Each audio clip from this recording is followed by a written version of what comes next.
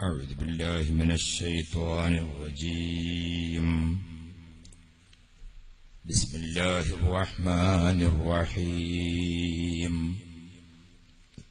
أم كنتم شهداء إذ حضر يعقوب الموت إذ قال لبنيه ما تعبدون من بعدي قالوا نعبد إلهك وإله آبائك إبراهيم وإسماعيل وإسحاق إلها واحدا ونحن له مسلمون. صدق الله مولانا العلي العظيم. يا شيخنا يا قطب دائرة الولاية غوثنا المدد يا شيخ أجمير معين الدين. لا إله إلا الله الله لا إله إلا الله. يا شيخنا يا شيخ مدبور أتينا بابكم راجين فضلا كاملا يا سيدي سيا ولي. لا إله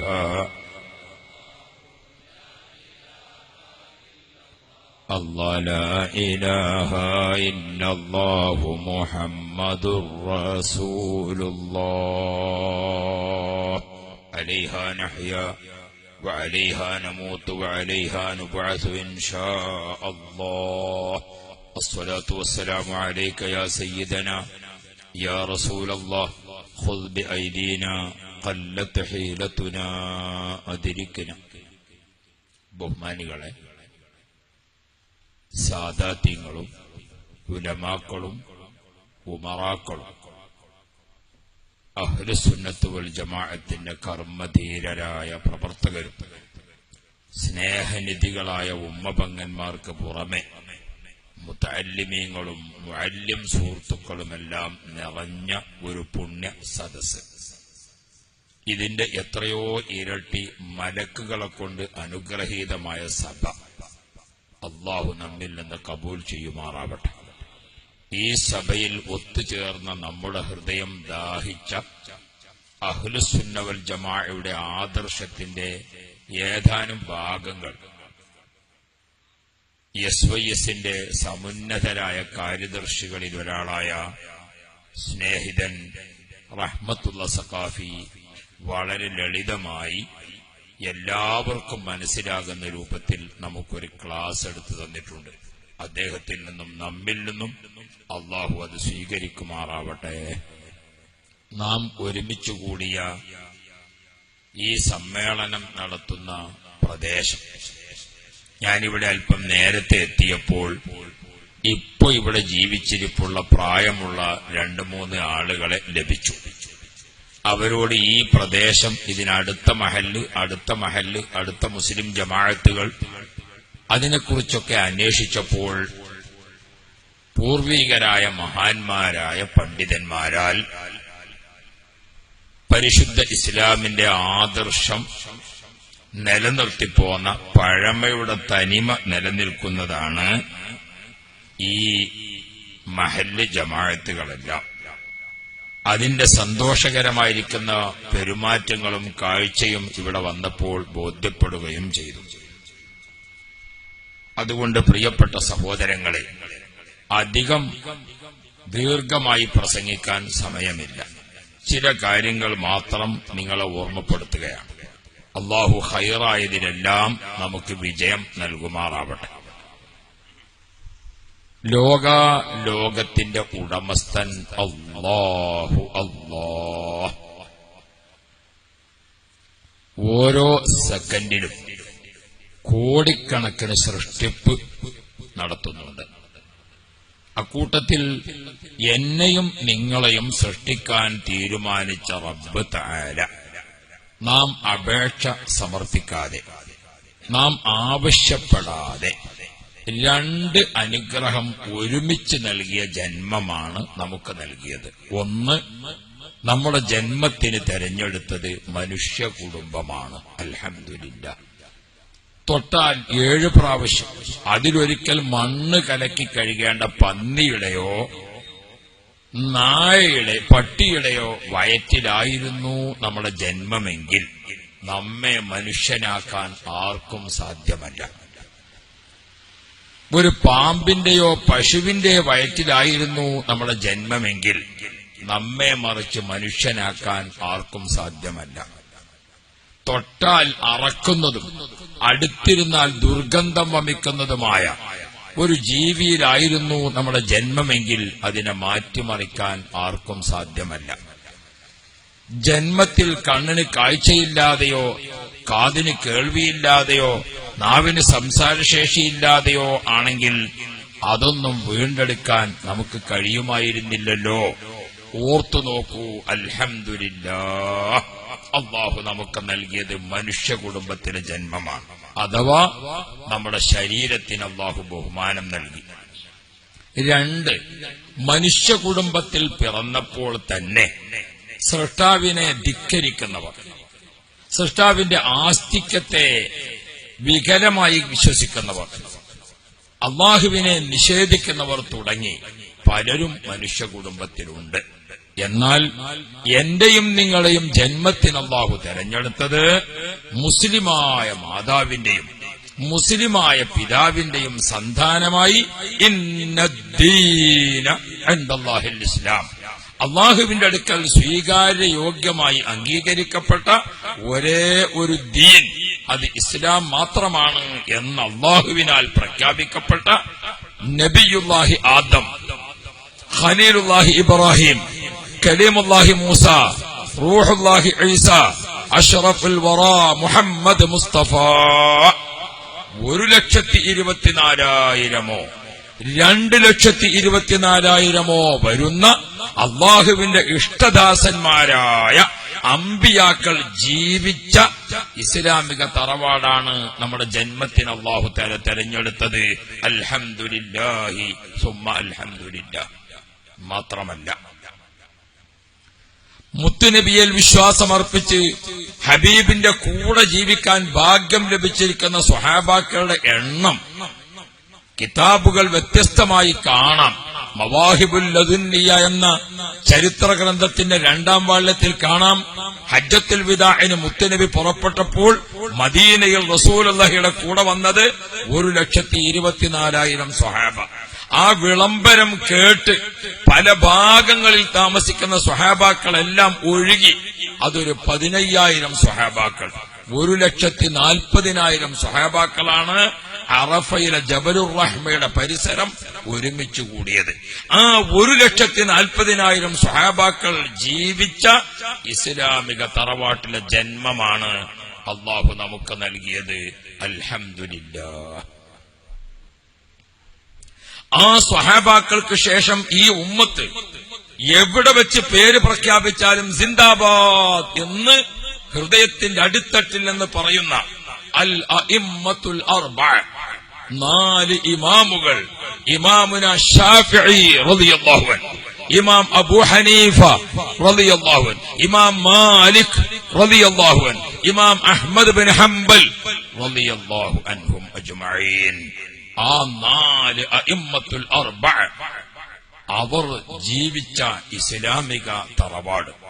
അവരുടെ ശേഷം ഈ ഉമ്മത്ത് എപ്പോഴും എവിടെ വെച്ചും സിന്ദാബാദ് എന്ന് വിളിക്കുന്ന അൽ അഖ്താബുൽ അർബഅ, ബഹുമാനപ്പെട്ട ശൈഖ് മുഹയ്യിദ്ദീൻ അബ്ദുൽ ഖാദിർ ജീലാനി, അശ്ശൈഖ് അഹ്മദുൽ കബീർ റിഫായി, അശ്ശൈഖ് അഹ്മദുൽ ബദവി, അശ്ശൈഖ് ഇബ്രാഹിം അദ്ദസൂഖി റളിയല്ലാഹു അൻഹും അജ്മഈൻ.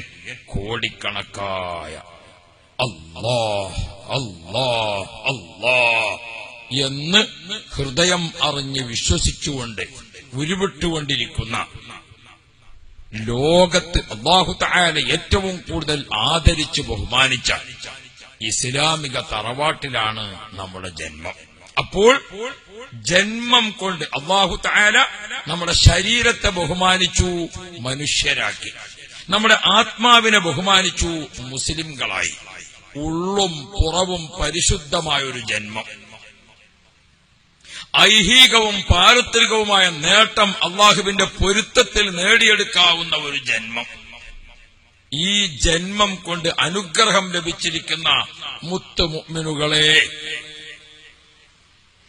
അല്ലാഹു സുബ്ഹാനഹു വ തആല ഐഹിക ജീവിതം ശാശ്വതമായി നിശ്ചയിച്ചിട്ടില്ല. മറിച്ച് അഅ്മാറു ഉമ്മത്തി ബൈന 60 വ 70, എന്റെ ഉമ്മത്തിന്റെ ആയുഷ്കാലം 60-70, അതാണ് ഭൂരിഭാഗവും.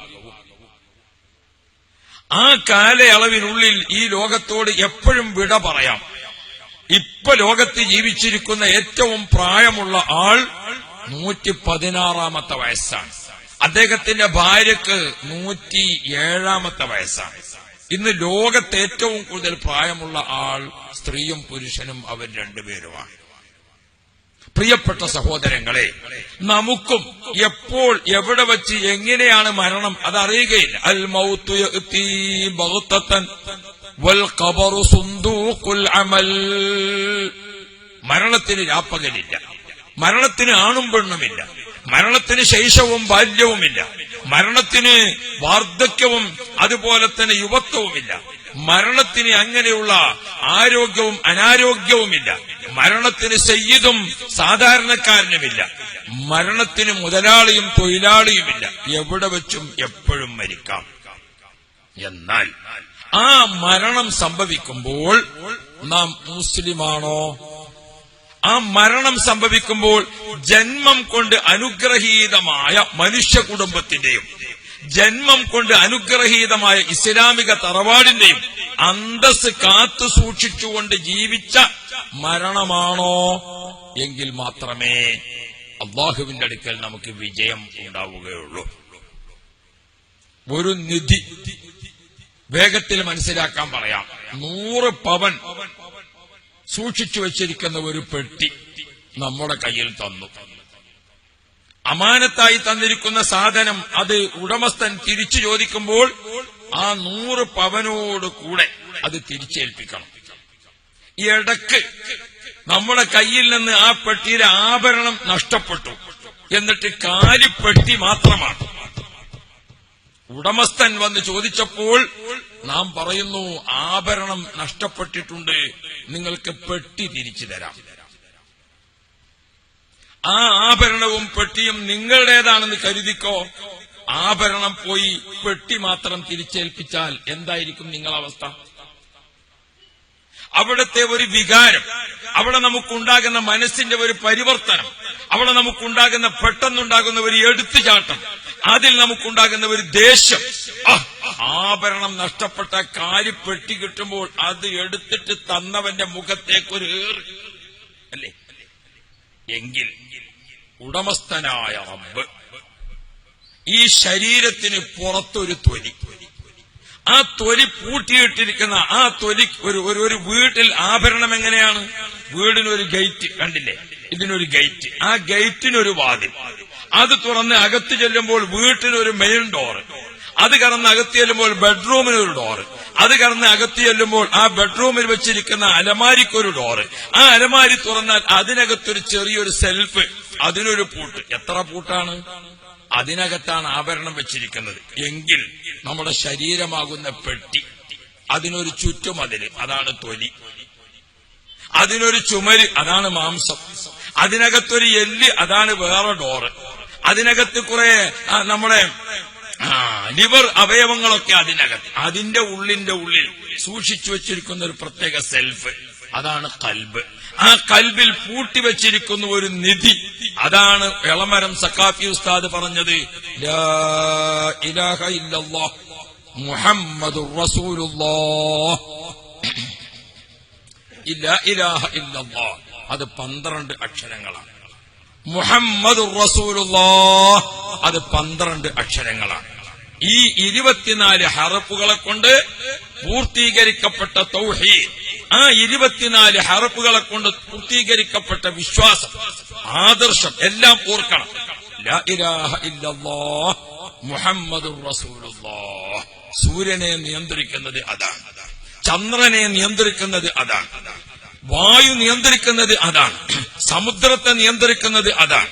പ്രിയപ്പെട്ട സഹോദരങ്ങളെ, വിശ്വാസി ഹൃദയങ്ങളിൽ നിന്ന് എപ്പോഴും ലാ ഇലാഹ ഇല്ലല്ലാഹ്, ലാ ഇലാഹ ഇല്ലല്ലാഹ് അതിങ്ങനെ ഉരുവിട്ടുകൊണ്ടിരിക്കണം. ഈ പ്രപഞ്ചത്തെ നിയന്ത്രിക്കുന്ന ഒരു റിമോട്ട് റഡാർ സിസ്റ്റത്തിലാണ് ഇതിങ്ങനെ സഞ്ചരിക്കുന്നത്. അബുദാബിയിൽ നിന്ന് പറന്നുയർന്ന വിമാനം അത് കരിപ്പൂർ വിമാനത്താവളത്തിൽ എത്തി ലാൻഡ് ചെയ്യണമെങ്കിൽ അവിടെ നിന്ന് പുറപ്പെട്ട ഉടനെ അത് ആ റഡാറിലേക്ക് കിട്ടി. ആ റഡാറിൽ ഇങ്ങനെ വരുമ്പോൾ റിമോട്ട് കൺട്രോളിൽ ഇങ്ങനെ കൊണ്ടുവന്ന് അത് കരിപ്പൂരിൽ ഇറങ്ങും. ഇടയ്ക്ക് അത് റിമോട്ടിൽ നിന്ന് വിട്ടുപോയാൽ, റഡാർ സിസ്റ്റത്തിൽ അത് കാണാനില്ലാതായാൽ പിന്നെ ആ വിമാനം എവിടെ പോയി? അത് കാണാനില്ല. ഈയിടെ മലേഷ്യൻ ഗവൺമെന്റിന്റെ 300 ആളുകൾ യാത്ര ചെയ്യുന്ന ഒരു വിമാനം കാണാതായിട്ട് നമ്മുടെ വീട്ടിലെ പ്രായമായ ഉമ്മാമാർക്കും ഇവിടുത്തെ ഏറ്റവും വലിയ ശാസ്ത്രജ്ഞനും പോയ വിമാനത്തെപ്പറ്റി ഒരേ വിവരമാണ്. എവിടെ പോയി? ആവോ, കാണാനില്ല. നമ്മളെ നാട്ടിലൊക്കെ പറയുമ്പോൾ ഒരു അമ്മിക്കുട്ടി വെള്ളത്തിൽ വീണാലും ഒരു നൊരയെങ്കിലും വരും, അത്രയും കാണാൻ കഴിഞ്ഞില്ല. ലോകത്തെവിടെയെങ്ങാണ്ടും ഒരു സൂചി ചലിച്ചാൽ അമേരിക്കയുടെ മേശപ്പുറത്ത് കാണുമെന്നാണ് വാദം. പക്ഷേ ഇത്രയും ഒരു വിമാനം പോയിട്ട് ഇതുവരെ കണ്ടെത്തിയോ? റഡാറിൽ നിന്ന് കണ്ടോ? അത് നഷ്ടപ്പെട്ടപ്പോൾ, റിമോട്ട് നഷ്ടപ്പെട്ടപ്പോൾ കാണാനില്ല. ലാ ഇലാഹ ഇല്ലല്ലാഹ് മുഹമ്മദുർ റസൂലുള്ളാഹ്. വിശ്വാസി ഹൃദയങ്ങൾ അതിങ്ങനെ ഉരുവിട്ടുകൊണ്ടിരിക്കുമ്പോൾ സൂര്യൻ കിഴക്ക് നിന്ന് ഉദിക്കും, പടിഞ്ഞാറ് അസ്തമിക്കും.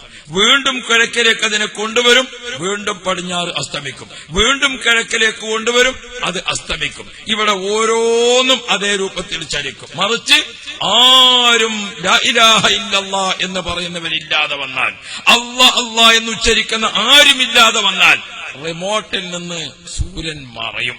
പിന്നെ അത് പടിഞ്ഞാറോട്ട് അസ്തമിച്ചാൽ അവിടെ തന്നെ ഉദിക്കും ചിലപ്പോ. ലാ ഇലാഹ ഇല്ലല്ലാഹ് എന്ന വിശ്വാസത്തിന്റെ അതിന്റെ ഗാംഭീര്യം, അതിന്റെ മൂല്യം, അത് ഈ ലോകത്തെ നിയന്ത്രിക്കുന്നത് എത്രമാത്രമാണ് എന്ന് നമ്മൾ മനസ്സിലാക്കണം. ആ തൗഹീദിന്റെ കലിമ അല്ലാഹു തആല പുറത്തൊരു തൊലി, എന്നിട്ട് മാംസം, അതിനുള്ളിൽ എല്ല്, മജ്ജ, ഞരമ്പുകൾ, ലിവർ സൈറ്റ് എല്ലാം വെച്ചിട്ട് ഉള്ളിന്റെ ഉള്ളിൽ കൽബ്, ആ കൽബിനൊരു പൂട്ടിട്ട് ലാ ഇലാഹ ഇല്ലല്ലാഹ് വെച്ചിട്ടുണ്ട്. ആ ലാ ഇലാഹ ഇല്ലല്ലാഹയുടെ നിധിയോട് കൂടെയാണ് നമ്മൾ ഈ ഭൂമിയിലേക്ക് വന്നിട്ടുള്ളത്. ഇത്രയും അമൂല്യമായ നിധിയാകുമ്പോൾ അത് കട്ടുകൊണ്ടുപോവുക, അത് മോഷ്ടിക്കുക, നഷ്ടപ്പെടുത്തുക, അതിനാളുകളേറും.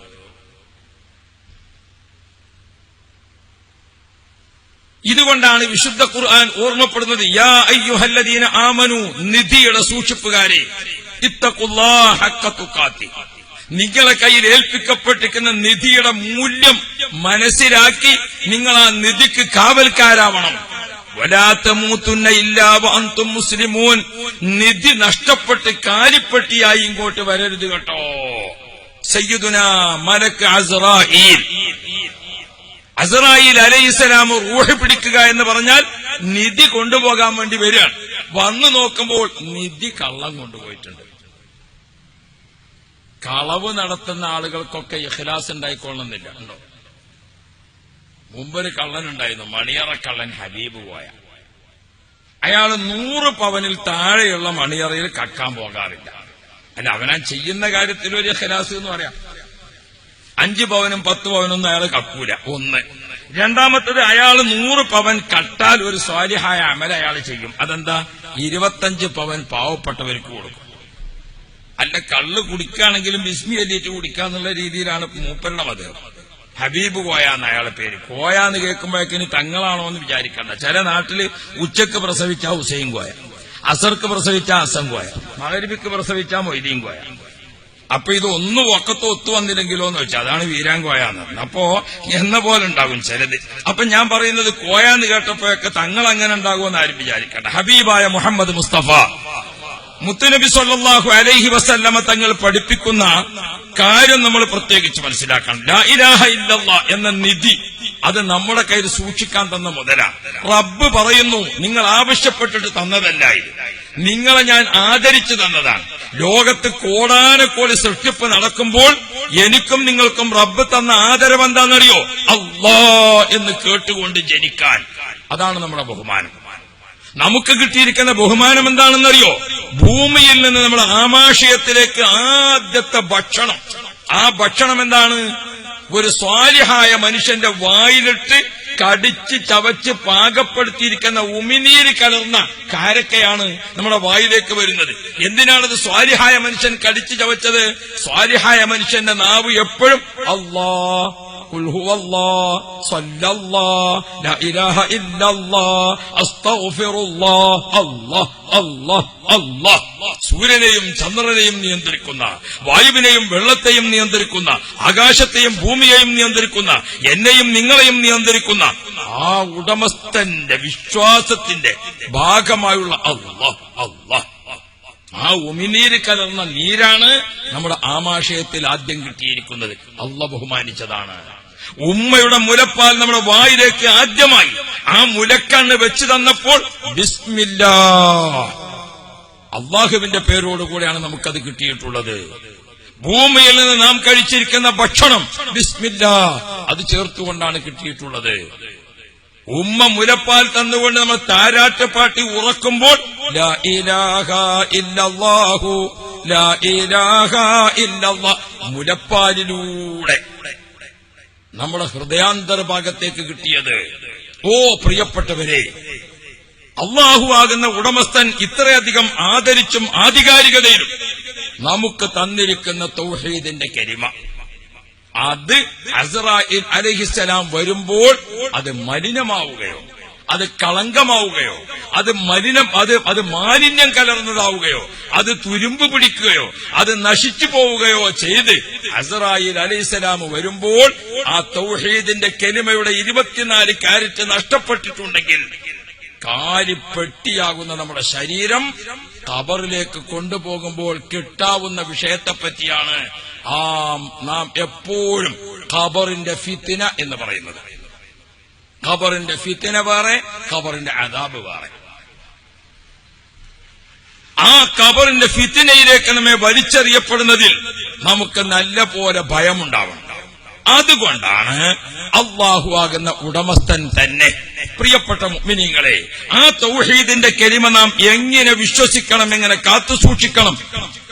യാ റബ്ബ് യാ റബ്ബ്, ഇവിടെ നാം അല്പം നല്ല പോലെ ചിന്തിക്കേണ്ടതുണ്ട്. നേരത്തെ നമ്മൾ കേട്ട പ്രസംഗത്തിൽ പുതിയ പുതിയ പുതിയ പ്രസ്ഥാനക്കാര് വരും, 73 വിഭാഗമാകും. ആ 73 വിഭാഗം വരുമ്പോൾ ഒന്നേ സ്വർഗത്തിലുള്ളൂ എന്ന് പഠിപ്പിച്ചതിന് ചെറുപ്പക്കാരെ, സഹോദരിമാരെ, നമ്മൾ ചെറുതായി മനസ്സിലാക്കിയാൽ പോരാ. കഴിഞ്ഞ ആഴ്ചയിൽ ഒരു മുജാഹിദ് സുഹൃത്ത് എന്നോട് പറഞ്ഞു, മുസ്ലിയാരെ, നിങ്ങളെ പ്രസംഗങ്ങളെക്കാളൊക്കെ മുജാഹിദിന്റെ പ്രസംഗമാണ് ഇപ്പൊ ആളുകൾക്ക് വേഗം സ്വീകാര്യമാവുന്നത് എന്ന് പറഞ്ഞു. അപ്പൊ ഞാൻ അദ്ദേഹത്തോട് പറഞ്ഞു, ശരിയാണ്, അങ്ങനെ അത് വരുള്ളൂ. അതെന്താ നിങ്ങളങ്ങനെ ശരിവെക്കാൻ? അത് ആരോഗ്യമുള്ള രണ്ടാളുടെ മധ്യത്തിൽ ഒരു മെലിഞ്ഞ ആളെ ഇരുത്തി 24 മണിക്കൂർ ഇരുന്നാലും ആരോഗ്യം പകരൂല. പകരോ? നിങ്ങളെടുത്ത് ഈ ചങ്ങായി ഇരിക്കൽ തുടങ്ങിയിട്ട് നേരത്തിരിയായി. നിങ്ങളെ തടി ഓന് പകരുന്നുണ്ടോ? മോയെപ്പോഴും മെല്ലിച്ചും കൊണ്ടാണ് അല്ലേ? ഈ UC മജീദ് സാർ എത്ര കാലമായി ഇങ്ങനെ നിന്നിട്ട് വരുമ്പോ യൂസുഫ് ഹാജിന്റെ കൂടെ കാറിലിരുന്നിട്ട് ഇത് അങ്ങോട്ട് പകരുന്നുണ്ടോ? ആരോഗ്യം അങ്ങോട്ടും ഇങ്ങോട്ടും പകരൂല. പിന്നെ ചൊറി പിടിച്ച രണ്ടാളടിയിൽ മൂന്നാമതൊരാൾ പോയിരുന്നാൽ 3-ാമത്തെ മിനിറ്റിൽ തന്നെ മാന്തലോളം. അപ്പൊ ഒരാളിങ്ങനെ പറയാണ്, ചൊറിയാണ് ഹക്ക് എന്ന് വിചാരിച്ചാൽ ഓൻ ചൊറിഞ്ഞ് നടക്കട്ടെ എന്നല്ലാതെ. ഈമാനിന് ചൊറി പിടിച്ചിരിക്കുന്ന വിഭാഗത്തിനാണ് ബിദ്അത്തുകാർ എന്ന് പറയുന്നത്. അപ്പൊ ചൊറി ചിലപ്പോ വേഗത്തിൽ പകരും. ഇതെന്റെ ചെറുപ്പക്കാർ പ്രത്യേകിച്ച് സൂക്ഷിക്കണം. ഇത് ഉമ്മമാര് പ്രത്യേകിച്ച് സൂക്ഷിക്കണം. മക്കൾക്ക് ചൊറി വേഗത്തിൽ പകരും. ആരോഗ്യം ഉണ്ടാകണമെങ്കിൽ ഉമ്മയുടെ മുലപ്പാല് കിട്ടണം. ആരോഗ്യമുണ്ടാകണമെങ്കിൽ നല്ല മുട്ടയും പാലും ഒക്കെ കിട്ടണം. ആരോഗ്യമുണ്ടെങ്കിൽ നല്ല പോഷകാഹാരങ്ങൾ കഴിക്കണം. ആരോഗ്യം കിട്ടണമെങ്കിൽ നല്ല പോലെ അധ്വാനിച്ച് കൊടുത്ത് അതിന് വ്യായാമം വേണം. അതിന് ഒരുപാട് കാര്യങ്ങൾ സൂക്ഷിച്ചെങ്കിലേ ആരോഗ്യമുണ്ടാകുള്ളൂ. ഈമാനിന്റെ ആരോഗ്യമാണ് അഹ്ലുസുന്നത്ത് വൽ ജമാഅ. ഈമാനിന്റെ ആരോഗ്യമാണ് സുന്നത്ത്, അതിന്റെ ചൊറിയാണ് ബിദ്അത്ത്. ഒരു മുജാഹിദ് ചെറുപ്പക്കാരനോട് പറഞ്ഞു, എന്റെ കുടുംബത്തിൽ ഞാൻ തന്നെ ഉള്ളൂ ഇങ്ങനെ, ബാക്കി എല്ലാവരും നിങ്ങളെ പഴയ ആൾക്കാരാണ്. അപ്പൊ ഞാൻ ആ സുഹൃത്തിനോട് പറഞ്ഞു, ഈ വർഷം ഞാൻ രണ്ടാമത്തെ ആളിൽ നിന്നാണ് ഇങ്ങനത്തെ വാക്ക് കേൾക്കണത്. അതെന്താന്ന് ചോദിച്ചു. ഞാൻ ഈയിടെ കോഴിക്കോട് കുഷ്ഠരോഗ ഹോസ്പിറ്റലിൽ പോയി. കുഷ്ഠരോഗ ഹോസ്പിറ്റലിൽ ഭക്ഷണം കൊടുക്കാണ്ടായി പോയപ്പോ അവിടെ നിന്ന് അവരൊക്കെ പറഞ്ഞത് അങ്ങനെ, ഉസ്താദെ എന്റെ കുടുംബത്തിൽ ഞാൻ തന്നെ ഉള്ളൂ ഇങ്ങനെ, ബാക്കിയൊക്കെ ആരോഗ്യത്തിലാണ്. ആ കുഷ്ഠരോഗി പറഞ്ഞത് എന്റെ കുടുംബത്തിൽ ഞാൻ തന്നെ ഉള്ളൂ ഇങ്ങനെ, ബാക്കിയൊക്കെ ഇങ്ങനെ നിങ്ങളെ മാതിരി ആരോഗ്യമുള്ള ആൾക്കാരാണ്. ഇയാളും അതെന്നാ പറയുന്നത്, ഞാൻ തന്നെ ഉള്ളൂ ഇങ്ങനെ, ബാക്കിയൊക്കെ നിങ്ങളെ മാതിരിയാണ്. കുഷ്ഠരോഗം ഉള്ളിൽ പിടിപെട്ടതാണ്, ഇവര് പുറത്ത് പിടിപെട്ടതാണ് മറ്റോര്. അള്ളാഹു നമ്മളെ കാക്കട്ടെ. പ്രിയപ്പെട്ട സഹോദരങ്ങളെ, ഈ ഇസ്ലാമിക തറവാട്, ഈ തറവാട്ടിൽ അമ്പിയാക്കളുണ്ട്, ഈ തറവാട്ടിൽ ഔലിയാക്കളുണ്ട്, ഈ തറവാട്ടിൽ മലക്കുകളുണ്ട്, ഈ തറവാട്ടിൽ ഒട്ടേറെ അള്ളാഹുവിന്റെ ഇഷ്ടദാസന്മാരുണ്ട്. എന്നാൽ ബിദ്അത്താകുന്ന കുഷ്ഠരോഗമോ ബിദ്അത്താകുന്ന ചൊറിയോ ഈമാനിന് പിടികൂടിയിരിക്കുന്ന ആളുകളെ കുറിച്ച് നിങ്ങൾ നോക്ക്. ജമാഅത്തെ ഇസ്ലാമി അല്ലെങ്കിൽ മൗദൂദി, 1,24,000 നബിമാരുണ്ടായിട്ട് ഏതെങ്കിലും ഒരു നബി ജമാഅത്തെ ഇസ്ലാമി ഉണ്ടോ? അല്ല, നിങ്ങൾ ചിന്തിക്കും. നമുക്ക് ആയത്തു ഹദീസൊക്കെ ഇപ്പൊ വിളംബര ഉസ്താദ് ഓതിയാലോ, നമുക്ക് കുറച്ച് നാടൻ മട്ടത്തിലൊന്ന് ആലോചിച്ച് നോക്കാം. ഉണ്ടോ? നിങ്ങൾ ഇങ്ങനെ ആലോചിക്കണുണ്ടോ? 1,24,000 അമ്പിയാക്കളുണ്ടായിട്ട് ഒറ്റ നബി ജമാഅത്തെ ഇസ്ലാമി ഉണ്ടോ? ഇല്ലല്ലോ. സുബ്ഹാന ജല്ല ജലാൽ 1,40,000 സ്വഹാബാക്കൾ ഉണ്ടായിട്ട് ഒറ്റ സ്വഹാബി ഖാദിയാനി ഉണ്ടോ?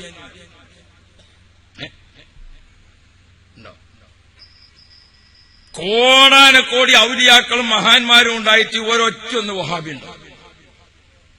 നിങ്ങൾ കേട്ടിക്കണത് വരെ ആ ഔലിയ മുജാഹിദ് ഔലിയാണ് നിങ്ങൾ ഇതുവരെ കേട്ടിക്കണം. നമ്മള് നാടൻ മട്ടത്തിൽ ചിന്തിക്കുക. ആയത്തു ഹദീസൊക്കെ ആലിമീങ്ങളല്ലേ, അത് നമുക്ക് വിശദീകരണത്തിനല്ലേ അതൊക്കെ. ഉണ്ടോ? അവിടെ ഒരു വലിയ മക്കാമുണ്ട്, അത് മുജാഹിദ് ഔലിയന്റെ മക്കാമാണ്. നിങ്ങൾ ഇതുവരെ കേട്ടു? ലോകത്ത് ഇസ്ലാമിനെ പ്രചരിപ്പിച്ചിരിക്കുന്ന മഹാന്മാര് അവർ ലോകത്ത് എവിടെയൊക്കെ ജീവിച്ചിട്ടുണ്ടെങ്കിലും ഇസ്ലാം ആരുടെ കയ്യിലാണ്? ഇസ്ലാം എങ്ങനെയാണ് ഇവിടെ വളർന്നത്? ഇസ്ലാം ഏത് രൂപത്തിലാണ് പ്രചരിച്ചത്? ലോക രാഷ്ട്രങ്ങളിലെ പഴക്കം ചെന്ന ഇസ്ലാമിക രാജ്യങ്ങൾ. ഇന്ത്യ ഒരു പഴക്കം ചെന്ന രാജ്യമാണ്. ഇന്ത്യയുടെ പ്രധാനമന്ത്രി ഈയിടെ സൗദി രാജാവിനെ കണ്ടപ്പോൾ അദ്ദേഹത്തിന് സമ്മാനമായി കൊടുത്തത് ഏതാ? ഇന്ത്യയിലെ 125 കോടി ജനങ്ങൾ, 22 കോടി വരുന്ന മുസ്ലിങ്ങളൊക്കെ പ്രതിനിധീകരിച്ച് ഇന്ത്യൻ പ്രധാനമന്ത്രി സൗദി രാജാവിന് കൊടുത്ത സമ്മാനം ഏതായിരുന്നു?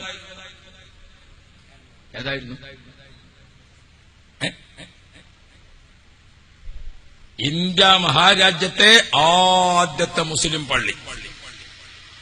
ബഹുമാന്യരായ APJ Abdul Kalam sir president ആകുമ്പോൾ അതിനൊരു പുനർനിർമ്മാണത്തിന്റെ രീതി എന്ന് പറഞ്ഞാൽ അന്ന് പെയിന്റിംഗ് ഒക്കെ ഒന്ന് ഭംഗിയാക്കി പ്രൗഢമാക്കി വെച്ചിരുന്നു. ഇന്ത്യയിലെ ആദ്യത്തെ മുസ്ലിം പള്ളി. സ്വഹാബാക്കൾ കേരളത്തെ ലക്ഷ്യമാക്കി യാത്ര ചെയ്യുമ്പോൾ കഅബ ഷരീഫിന്റെ നിർമ്മാണത്തിൽ ബാക്കി വന്ന കരിങ്കൽ ചീളുകളിൽ ഏതാനും ചിലത് പായക്കപ്പലിൽ സൂക്ഷിച്ച ആ കല്ല് എടുത്തുവെച്ചുകൊണ്ട് ആദ്യത്തെ പള്ളിക്ക് തറക്കല്ലിട്ടതാണ് ബഹുമാനപ്പെട്ട താജുദ്ദീൻ തങ്ങളെന്ന് നബിതങ്ങൾ പേര് നൽകി സ്വഹാബിയായ ചേരമാൻ പെരുമാൾ പള്ളി. ആ പള്ളിയുടെ രൂപമാണ് സൗദി രാജാവിന് ഇന്ത്യൻ പ്രധാനമന്ത്രി കാഴ്ചവെച്ചത്. ഇസ്ലാം അത്രമാത്രം ഇവിടെ പഴക്കമുണ്ട്. ഹിജ്റയുടെ 5, 6, 7 വർഷങ്ങളിൽ മുത്ത് നബി മദീന മുനവ്വറയിൽ ദീനീ ദഅവത്തിന്റെ ഏറ്റവും വലിയ പ്രവർത്തനം നടത്തുന്ന കാലഘട്ടം. ഇസ്ലാമിക് റിപ്പബ്ലിക് അതിങ്ങനെ വ്യാപിച്ചുകൊണ്ടിരിക്കുന്ന കാലഘട്ടം. ബദറും ഉഹദും ഖന്തക്കും ഹുനൈനും അതുപോലെയുള്ള പരിശുദ്ധ ഇസ്ലാമിന്റെ പ്രതിരോധ സമരങ്ങളൊക്കെ നടന്നുകൊണ്ടിരിക്കുന്ന കാലഘട്ടം. ആ കാലഘട്ടത്തിലാണ് പ്രിയപ്പെട്ട സഹോദരന്മാരെ ഇസ്ലാം അതിന്റെ തറവാടാകുന്ന ഇന്ത്യയിലെ ആദ്യത്തെ മുസ്ലിം പള്ളി അത് സ്ഥാപിക്കുന്നത് പ്രിയപ്പെട്ട സഹോദരന്മാരെ കൊടുങ്ങല്ലൂരിലാണ്. കൊടുങ്ങല്ലൂരിൽ ആ പള്ളി സ്ഥാപിക്കുന്നത് എങ്ങനെ? സ്വഹാബാക്കൾ 44 അംഗ സംഘമാണ് അവർ. അതിൽ പ്രമുഖരാണ് മാലിക് ദിനാർ തങ്ങളും 12 പേരും. അവർ വന്ന് കപ്പലിറങ്ങി ആ കൊടുങ്ങല്ലൂരിന്റെ മണൽ ഭൂമിയിൽ നിസ്കാരത്തിന് സമയമായപ്പോൾ മാലിക് ദിനാർ തങ്ങളുടെ നേതൃത്വത്തിൽ നടക്കുന്ന നിസ്കാരം ഈ രാജ്യത്തെ ജനങ്ങളൊക്കെ ഇങ്ങനെ കാണുകയാണ്. എങ്ങനെയാണ് കാണുന്നത്? ആ അത്ഭുതകരമായിരിക്കുന്ന കാഴ്ച എന്താണ്? ഇസ്ലാം വിശ്വാസത്തിൽ ഐക്യം. എല്ലാ മുസ്ലിങ്ങൾക്കും ഒരൊറ്റ വിശ്വാസം, അല്ലാഹു അല്ലാഹ്. ഇസ്ലാം നേതൃത്വത്തിൽ ഐക്യം, എല്ലാവർക്കും ഒറ്റ നേതാവ് മുഹമ്മദ് മുസ്തഫ. ഇസ്ലാം കേന്ദ്രത്തിൽ ഐക്യം, എല്ലാവരും തിരിഞ്ഞു നിൽക്കുന്നത് കഅബ ഷരീഫ്. മുസ്ലിങ്ങൾക്ക് ഭരണഘടനയിൽ ഐക്യം, എല്ലാവർക്കും വിശുദ്ധ ഖുർആൻ.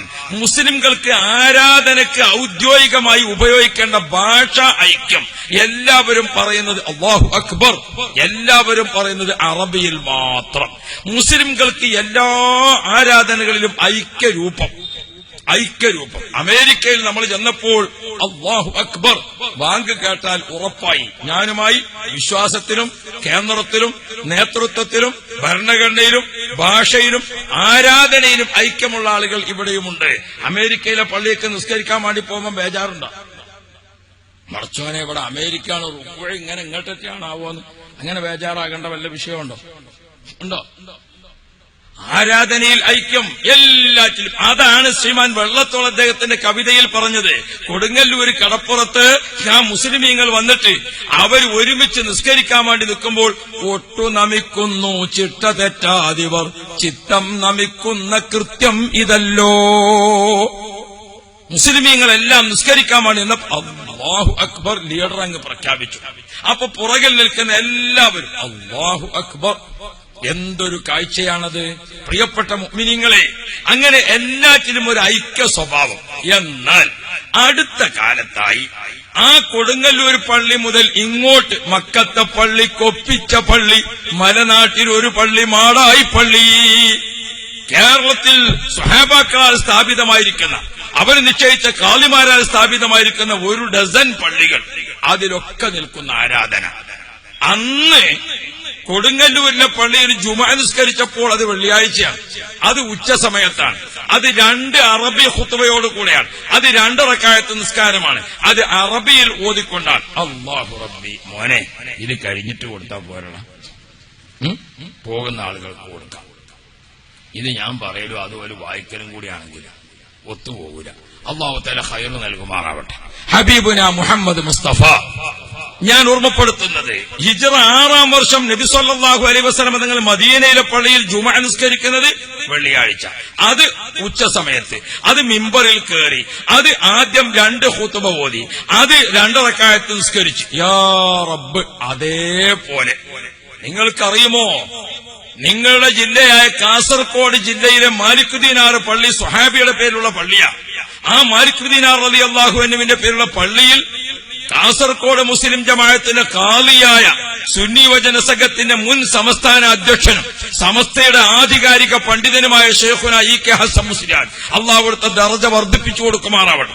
ഇ കെ ഹസൻ മുസ്ലിയാർ ആ പള്ളിയിൽ ഖുത്ബയ്ക്ക് വേണ്ടി നിൽക്കുമ്പോൾ ഹസൻ മുസ്ലിയാർ ജുമുഅക്കുണ്ടോ ഇല്ലേ എന്ന് പ്രത്യേകം വിളിച്ചു ചോദിച്ച് ഉറപ്പുവരുത്തിയിട്ട് ധാരാളം ആലിമീങ്ങൾ, ധാരാളം മഹൽ വ്യക്തിത്വങ്ങൾ ജുമുഅക്ക് കാസർഗോഡ് വരും. കാസർഗോഡ് പള്ളിയിൽ ഖുത്ബയ്ക്ക് വേണ്ടി ഹസൻ മുസ്ലിയാർ എഴുന്നേറ്റ് നിന്ന് ബഹുമാനപ്പെട്ടവർ അൽഹംദുലില്ലാഹ് എന്നങ്ങ് പറയുമ്പോൾ കാസർഗോഡ് മാലിക് ദിനാർ പള്ളിയും പരിസരവും യഥാർത്ഥത്തിൽ ഒരു ഗാംഭീര്യത്തിന്റെ നിശ്ചലമായ അവസ്ഥ.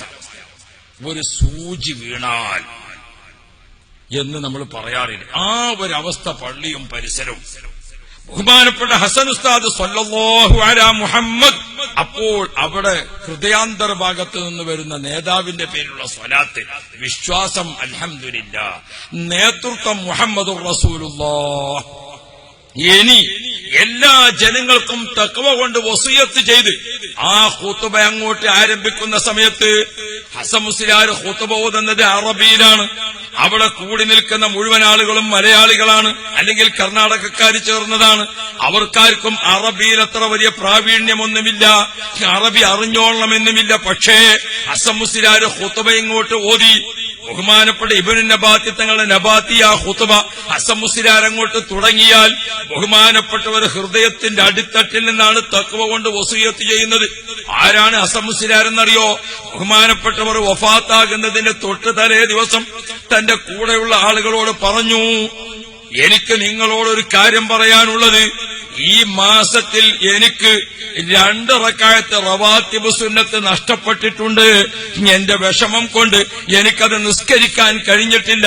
അതുകൊണ്ട് ആ 2 റക്അത്ത് നിസ്കാരത്തിന് പകരം നിങ്ങൾ എനിക്ക് വേണ്ടി കഫാറത്ത് കൊടുക്കണേ എന്ന് വസിയത്ത് ചെയ്തിരിക്കുന്ന മഹാനാണ് ഈ കെ ഹസൻ മുസ്ലിയാർ. ആ ബഹുമാനപ്പെട്ട ഹസൻ മുസ്ലിയാർ ഖുതുബ അങ്ങോട്ട് തുടങ്ങിയിട്ട് ഫയാമൻ ഉഖ്രിജ അബൂഹു ബിദംബിൻ സഗീരിൻ ബഅദ അൻ കാന ലഹാ മാലികാ കൈഫ തത്മഉ ബിദുഖൂലിഹാ ബിദുനൂബിൻ കൽജിബാരി ലസ്ത ലഹാ താരികാ. നാളെ ആഖിറത്തിൽ മുത്തുമുഅ്മിനീങ്ങളെ ഒരുമിച്ച് കൂട്ടിക്കൊണ്ട് അല്ലാഹുവിന്റെ മുമ്പിൽ നിർത്തപ്പെടുന്ന മഹ്ശറാമുറ്റത്തെ വൻസഭയിലെ രംഗം അല്ലാ ആ ഖുതുബയിൽ ഇങ്ങനെ ഇങ്ങോട്ട് വരുമ്പോ ഹസൻ മുസ്ലിയാർ നീണ്ട താടിയിൽ നിന്ന് യാ റബ്ബ് കുടുകുടാ കണ്ണുനീർ. ഖുതുബ കേൾക്കുന്ന ആയിരക്കണക്കിന് ആളുകൾ, ചെറുപ്പക്കാരും പ്രായമുള്ളവരും എല്ലാം കൊച്ചു കുട്ടികളെപ്പോലെ ഏങ്ങി ഏങ്ങി കരയുകയാണ് ഹസൻ മുസ്ലിയാരുടെ ഖുതുബ കേട്ടിട്ട്. ആ ഖുതുബയുടെ 2ാം ഭാഗത്തിൽ അല്ലാഹുമ്മ ഗ്ഫിർ ലിൽ മുഅ്മിനീന വൽ മുഅ്മിനാത്ത്, ഹസൻ മുസ്ലിയാർ മുഅ്മിനീങ്ങൾക്ക് വേണ്ടി ദുആ ചെയ്യുമ്പോൾ ആമീൻ എന്ന് പറയുന്നത് തികച്ചും ഒരു തൗബയുടെ സദസ്സായിരുന്നു. ഹസൻ മുസ്ലിയാരുടെ ഖുതുബ കഴിയുമ്പോൾ അതൊരു തൗബയുടെ സദസ്സാണ്. ആ 2ാം ഖുതുബയുടെ ദുആ കഴിയുന്ന സമയത്ത് മുഴുവൻ ആളുകളും അവരെ ടവൽ കൊണ്ട് മുഖം തുടക്കുന്നത് കാണാം. അവരെ കുപ്പായത്തിൽ കണ്ണുനീരിന്റെ വെള്ളം ഇങ്ങനെ ഒഴുകി തങ്ങി നിൽക്കുന്നത് കാണാം. നിസ്കാരത്തിന് വേണ്ടി എഴുന്നേൽക്കുന്ന സമയത്ത് പ്രിയപ്പെട്ട മുഅ്മിനീങ്ങളെ, പലരുടെയും കുപ്പായത്തിൽ തങ്ങി നിൽക്കുന്ന കണ്ണുനീര് നിലത്തുറ്റി വീണില്ലേ? ഹസൻ മുസ്ലിയാർ ഓതിയിരുന്ന ഖുതുബ, ആ ഇബ്നു നബാത്തി തങ്ങളുടെ നബാത്തിയ ഖുതുബ ബഹുമാനപ്പെട്ടവർ ഓതിയാൽ അതിങ്ങനെ ഒരു തൗബയുടെ സദസ്സ. ഏതുപോലെ അഷ്റഫുൽ വറ മുഹമ്മദ് മുസ്തഫ മുത്തുനബി സല്ലല്ലാഹു അലൈഹി വസല്ലമ തങ്ങൾ മദീനയിലെ മിമ്പറിൽ വെച്ചുകൊണ്ട് 3ാമത്തെ സ്റ്റെപ്പിൽ വെച്ചുകൊണ്ട് ബഹുമാനപ്പെട്ട മുത്തുനബി സല്ലല്ലാഹു അലൈഹി വസല്ലമ തങ്ങൾ ഖുതുബ നിർവഹിക്കുമ്പോൾ കഅന്നഹു മുൻദിറു ജൈഷിൻ, മിമ്പറിൽ നിന്നുകൊണ്ട് നബി സല്ലല്ലാഹു അലൈഹി വസല്ലമ തങ്ങൾ ഖുതുബ ഓതുമ്പോൾ ആ ഖതീബ് കഅന്നഹു മുൻദിറു ജൈഷിൻ, അദ്ദേഹം ഒരു മുഖാമുഖം ഏറ്റുമുട്ടാൻ നിൽക്കുന്ന പ്രതിരോധ സേനക്ക്, ഒരു യുദ്ധമുഖത്ത് നിൽക്കുന്ന ആളുകളുടെ കഅന്നഹു മുൻദിറു ജൈഷിൻ. പ്രിയപ്പെട്ട സഹോദരന്മാരെ, ബഹുമാനപ്പെട്ട ശൈഖുനാ ഇ കെ ഹസൻ മുസ്ലിയാരുടെ ഖുതുബയും നബി തങ്ങളുടെ ഖുതുബയും, മുത്തുനബി സല്ലല്ലാഹു അലൈഹി വസല്ലമ തങ്ങൾ മദീനത്ത് ഓതിയ അതേ ഖുതുബ, ആ ഖുതുബ ഇങ്ങനെ കേട്ടപ്പോൾ ഉസ്മാൻ ഇബ്നു അഫ്ഫാൻ തങ്ങൾ കരഞ്ഞില്ലേ? ഉമർ ഖത്താബ് റളിയല്ലാഹു അൻഹു വിറവറച്ചില്ലേ? സയ്യിദുനാ അബൂബക്കർ സിദ്ദീഖ് റളിയല്ലാഹു അൻഹു മുത്തുനബിയുടെ മുഖത്ത് നോക്കിയിട്ട് ആ ഖുതുബ ഇങ്ങനെ കേട്ടിരിക്കുമ്പോ 2 കണ്ണിൽ നിന്നും കുടുകുടാ കണ്ണുനീര് വന്നില്ലേ? മദീന പള്ളിയിൽ ഖുതുബ കേട്ടുകൊണ്ടിരിക്കുന്ന മുഴുവൻ ആളുകളും കരഞ്ഞു. ആ രൂപത്തിലുള്ള ഖുതുബയാണ് നമ്മുടെ കേരളത്തിൽ നിലനിർത്തിപ്പോന്നത്. പ്രിയപ്പെട്ട മുഅ്മിനീങ്ങളെ, ഞാൻ ഇവിടെ വന്ന് ഇവിടുത്തെ പഴയ കാരണന്മാരിൽപ്പെട്ട ഒരാളതിരിക്കണം, അദ്ദേഹത്തോടൊക്കെ ചോദിച്ചപ്പോൾ യാ റബ്ബ് യാ റബ്ബ്, ഇവിടെ ഉദ്ഘാടനം ചെയ്ത അലിക്കുഞ്ഞുസ്താദിന്റെയും ഉസ്താദിന്റെയും കുഞ്ഞുട്ടി മുസ്ലിയാർ, അങ്ങനെയുള്ള മഹാന്മാരൊക്കെ ഇവിടെ ജീവിച്ചപ്പോൾ അവരൊക്കെ എങ്ങനെയാണ് നമുക്ക് ദീൻ പഠിപ്പിച്ചു തന്നത്? അവരേത് ദീനാണ് നമുക്ക് പഠിപ്പിച്ചു തന്നത്? പ്രിയപ്പെട്ട സഹോദരന്മാർ, ചെറുപ്പക്കാരോട് ഞാൻ പറയട്ടെ, ഇപ്പൊ അടുത്ത കാലത്ത് ഒരാള് ജമാഅത്തെ ഇസ്ലാമി, ഒരാള് വഹാബി, ഒരാള് മുജാഹിദ്. എന്താ ഇവരുടെയൊക്കെ സ്ഥിതി? ഞാൻ എന്റെ പ്രിയപ്പെട്ടവരോട് നമ്മൾ ചിന്തിക്കണം, നമ്മൾ നല്ല പോലെ ആലോചിക്കണം എവിടേക്കാണ് നമ്മൾ മാറുന്നത് എന്ന്. ഇല്ലേ, ഒരു വലിയ തറവാട്, ആ തറവാട്ടിലെ ഒരു ചെറുപ്പക്കാരന് കല്യാണം അന്വേഷിച്ചു. അപ്പുറം വലിയൊരു തറവാട്ടുണ്ട്, ആ തറവാട്ടിൽ നിന്ന് കല്യാണം അന്വേഷിച്ചു. അതൊക്കെ ഉറപ്പിച്ചു അങ്ങോട്ടും ഇങ്ങോട്ടും. പുതിയാപ്പളയുടെ പേര് മൂസ, ഓന്റെ ഉള്ളിലൊരു കുഞ്ഞു മൂസ അല്ലാതെ ആരും അറിയില്ല. നിക്കാഹിന്റെ സഭ ഒത്തുകൂടി.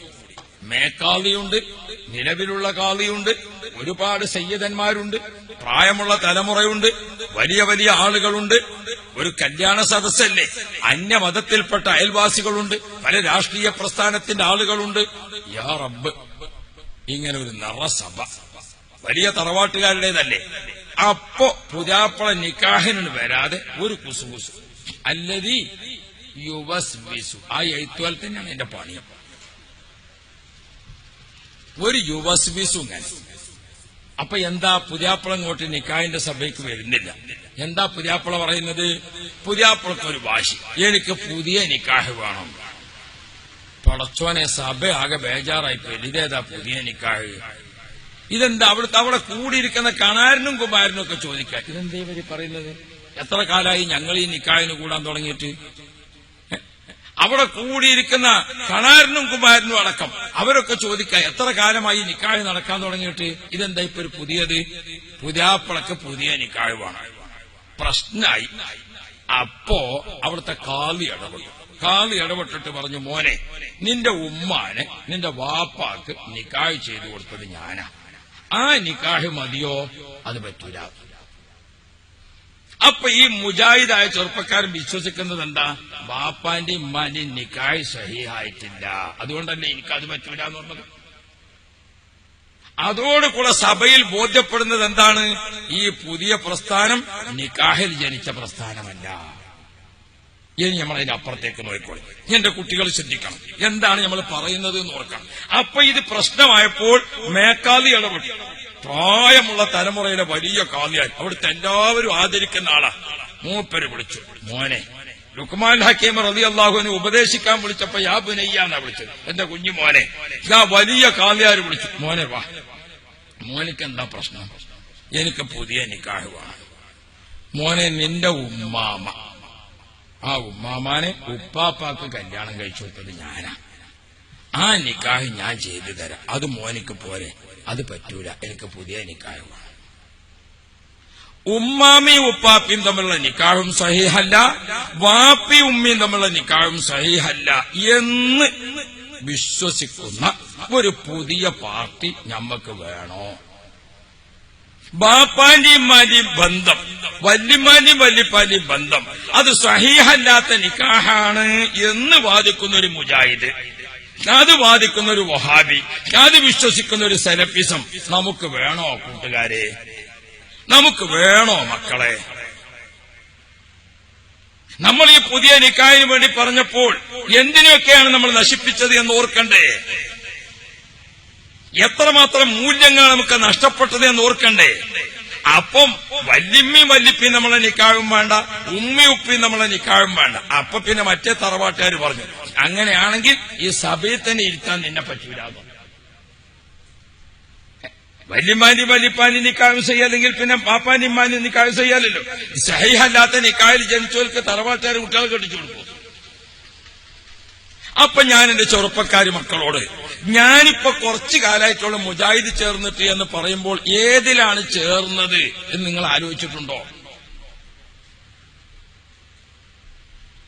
ഇവിടെയാണ് നമ്മൾ ഓർക്കുന്നത്. ലോക മുസ്ലിങ്ങൾ മുഴുവനും നൂറ്റാണ്ടുകൾ, ഖുലഫാഉർ റാഷിദീങ്ങളുടെ കാലഘട്ടം, അമവിയ കാലഘട്ടം, അബ്ബാസിയ കാലഘട്ടം, അതുപോലെ തന്നെ ഫാത്തിമിയ കാലഘട്ടം, ഉസ്മാനിയ ഭരണകാലഘട്ടം, അയ്യൂബിയ ഭരണം, 800 വർഷക്കാലം ലോകത്ത് നിലനിർത്തിപ്പോന്ന പരിശുദ്ധ ഇസ്ലാമിന്റെ ആചാരങ്ങളും അനുഷ്ഠാനങ്ങളും ഉസൂലുദ്ദീനും ഫുറൂഉദ്ദീനും അഖ്ലാഖുദ്ദീനും ഒക്കെ നമ്മൾ കേട്ടല്ലോ. ഇതൊക്കെ അനുസരിച്ച് പോന്ന മുസ്ലിമീങ്ങൾ അവര് നിലനിർത്തിപ്പോന്ന നമ്മുടെ കേരളത്തിൽ മുസ്ലിങ്ങൾക്ക് മറക്കാൻ കഴിയാത്തൊരു നേതാവാണ് സയ്യിദ് അബ്ദുറഹ്മാൻ ബാഫക്കി തങ്ങൾ അവറുകൾ. 5 വിവാഹത്തിൽ 22 മക്കളുണ്ട് തങ്ങൾ പാപ്പാക്ക്. ആ തങ്ങൾ ചെയ്തിരിക്കുന്ന നിക്കാഹ് അത് പുതിയ കുട്ടികൾക്ക് വേണ്ട. മർഹൂം പാണക്കാട് PMSA പൂക്കോയത്തങ്ങൾ, ആ പൂക്കോയത്തങ്ങളുടെ മകൻ ഇപ്പൊ അടുത്ത് മരണപ്പെട്ടുപോയ മുഹമ്മദ് അലി ബി ശിഹാബ് തങ്ങൾ, അവരൊന്നും ചെയ്ത നിക്കാഹ് ഈ സലഫികൾക്ക് വേണ്ട. മമ്പുറം തങ്ങൾ നടത്തിയിരിക്കുന്ന നിക്കാഹ് അത് പഴയതാണ്, അത് പറ്റൂല. ഇവിടെ ബഹുമാനപ്പെട്ട കാഞ്ഞങ്ങാട് കാലി PA ഉസ്താദ് നടത്തിയിരിക്കുന്ന അത് പഴയതാണ്, പറ്റൂല. EK ഉസ്താദ് നടത്തിയിരിക്കുന്ന നിക്കാഹ് പറ്റൂല. കണ്ണിയത്ത് ഉസ്താദ് നടത്തിയിരിക്കുന്ന നിക്കാഹ് പറ്റൂല. എടോ ഈ പറ്റൂല എന്ന് പറഞ്ഞ നിക്കാഹ് ഏതാണെന്നറിയോ? സയ്യിദുനാ മുഹമ്മദ് മുസ്തഫ അല്ലാഹുവിന്റെ റസൂലിന്റെ ആദ്യത്തെ നിക്കാഹ് ബീബി ഖദീജത്തുൽ കുബ്ര. ഖദീജ ബീബി റളിയല്ലാഹു അൻഹയെ നിക്കാഹിന് വേണ്ടി സഭയൊരുങ്ങി. ആ സമയത്ത് ബഹുമാനപ്പെട്ട വറഖത്ത് ബിൻ നൗഫലിന്റെ നേതൃത്വത്തിൽ ഖദീജ ബീവിക്ക് വേണ്ടി ആളുകളെത്തി. മുത്തുനബി സല്ലല്ലാഹു അലൈഹി വസല്ലമ തങ്ങൾക്ക് വേണ്ടി അബൂ ത്വാലിബിന്റെ നേതൃത്വത്തിൽ ആളുകളെത്തി. നിക്കാഹിന്റെ സഭ ഒത്തുകൂടി. ആ നിക്കാഹിന്റെ സഭ ഒത്തുകൂടിയപ്പോൾ അയ്യുഹന്നാസ്, നമ്മൾ കണ്ട നിക്കാഹിന്റെ സഭ അങ്ങ് ഒത്തുകൂടുമ്പോ നമ്മൾ നിക്കാഹിന്റെ ഖുത്ബ ഓതുന്നത് അല്ലേ? നമ്മൾ നിക്കാഹിന്റെ ഖുത്ബ ഓതുന്നത്, ആ ഖുത്ബ മുത്തുനബിയുടെ നിക്കാഹിന്റെ ഖുത്ബ ഒരു ഭാഗത്ത് നിന്ന് അബൂ ത്വാലിബ്, അങ്ങേ ഭാഗത്ത് നിന്ന് വറഖത്ത് ബിൻ നൗഫൽ വേദഗ്രന്ഥം പഠിച്ചിരിക്കുന്ന ഏറ്റവും വലിയ പണ്ഡിതനാണ്. അവർ രണ്ടുപേരും ചേർന്നു. പ്രിയപ്പെട്ട മുഅ്മിനീങ്ങളെ, ഉസവ്വിജുക അലാ മാ അമറല്ലാഹു ബിഹി മിൻ ഇംസാകിൻ ബിമഅറൂഫിൻ ഔ തസ്രീഹിൻ ബിഇഹ്സാൻ സവ്വജ്തുക വഅൻകഹ്തുക എന്ന് നമ്മൾ നിക്കാഹ് ചൊല്ലി കൊടുക്കുന്നില്ലേ? മുത്തുനബിയുടെ നിക്കാഹ് നടന്നത് കിതാബിൽ 22 കാരറ്റ് തങ്കമാണ് കേട്ടോ.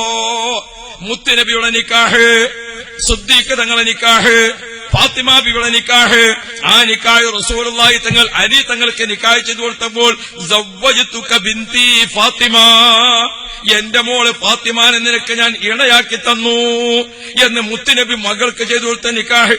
ആ നിക്കാഹിൽ ഇരുന്നുകൊണ്ടാണ് നമ്മൾ പറയുന്നത് അല്ലാഹുമ്മ അല്ലിഫ് ബൈന ഹാദൈനി സൗജൈനി കമാ അല്ലഫ്ത ബൈന നബിയിനാ മുഹമ്മദിൻ വ ഖദീജത്തുൽ കുബ്ര. അല്ലാഹുവേ, ഈ നിക്കാഹും ഈ നിക്കാഹിലെ ബന്ധവും ഖദീജ ബിവിയും മുത്തുനബിയും പോലെ നിക്കാഹാക്കണേ അല്ലാ, ബന്ധമാക്കണേ അല്ലാ.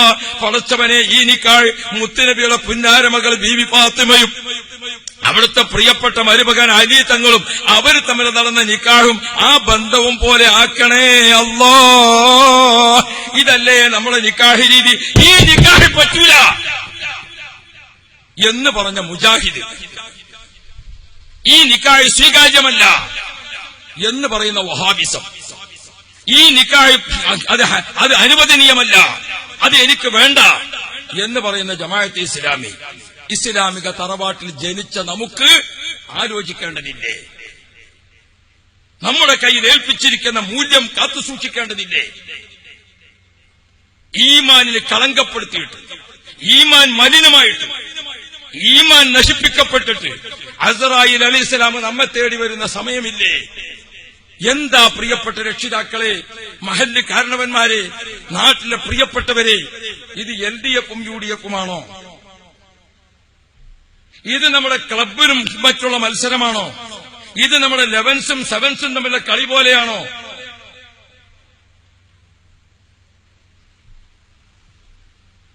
ഇസ്ലാമിക പാരമ്പര്യത്തിൽ എത്ര നൂറ്റാണ്ട് കാലമായി നിലനിർത്തി വരുന്നതാണ്, എത്ര കാളിമാര് വിധി പറഞ്ഞിരിക്കുന്ന വിഷയമാണ്.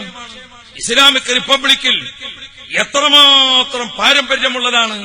ഇസ്ലാമിക ശരീഅത്തിന്റെ ആധികാരിക ഗ്രന്ഥങ്ങൾ എത്രമാത്രം ചർച്ച ചെയ്യപ്പെട്ട വിഷയമാണ്. അതൊക്കെ ഇവിടെ പാരമ്പര്യമായി ഉണ്ടായിരിക്കെ ഈ നിക്കാഹ് വേണ്ട എന്ന് പറയുന്ന ഇത് നമ്മുടെ തറവാട്ടിൽ പൊറപ്പിക്കാമോ? എന്റെ ചെറുപ്പക്കാരി കുട്ടികളോട്, മക്കളെ, നിങ്ങളൊന്ന് അഭിപ്രായം മാറിയിട്ട് സുന്നി വിട്ട് മുജാഹിദ് ചേർന്നപ്പോൾ നിങ്ങൾ ഇത് ഓർത്തോ? ഇനി ഞാൻ വേറൊരു കാര്യവും കൂടി ചോദിക്കാൻ. ഇപ്പൊ അടുത്ത കാലത്തായിട്ടാണ് ഞാൻ മുജാഹിദായത് എന്ന് പറയാ ഒരാൾ.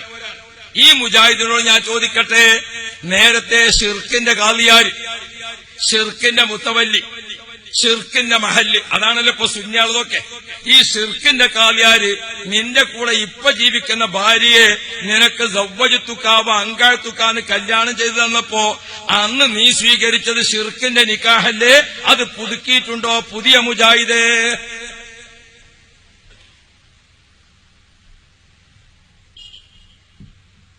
ഇനി ഞാൻ വേറൊരു കാര്യം ഒന്നുകൂടി ചോദിക്കട്ടെ.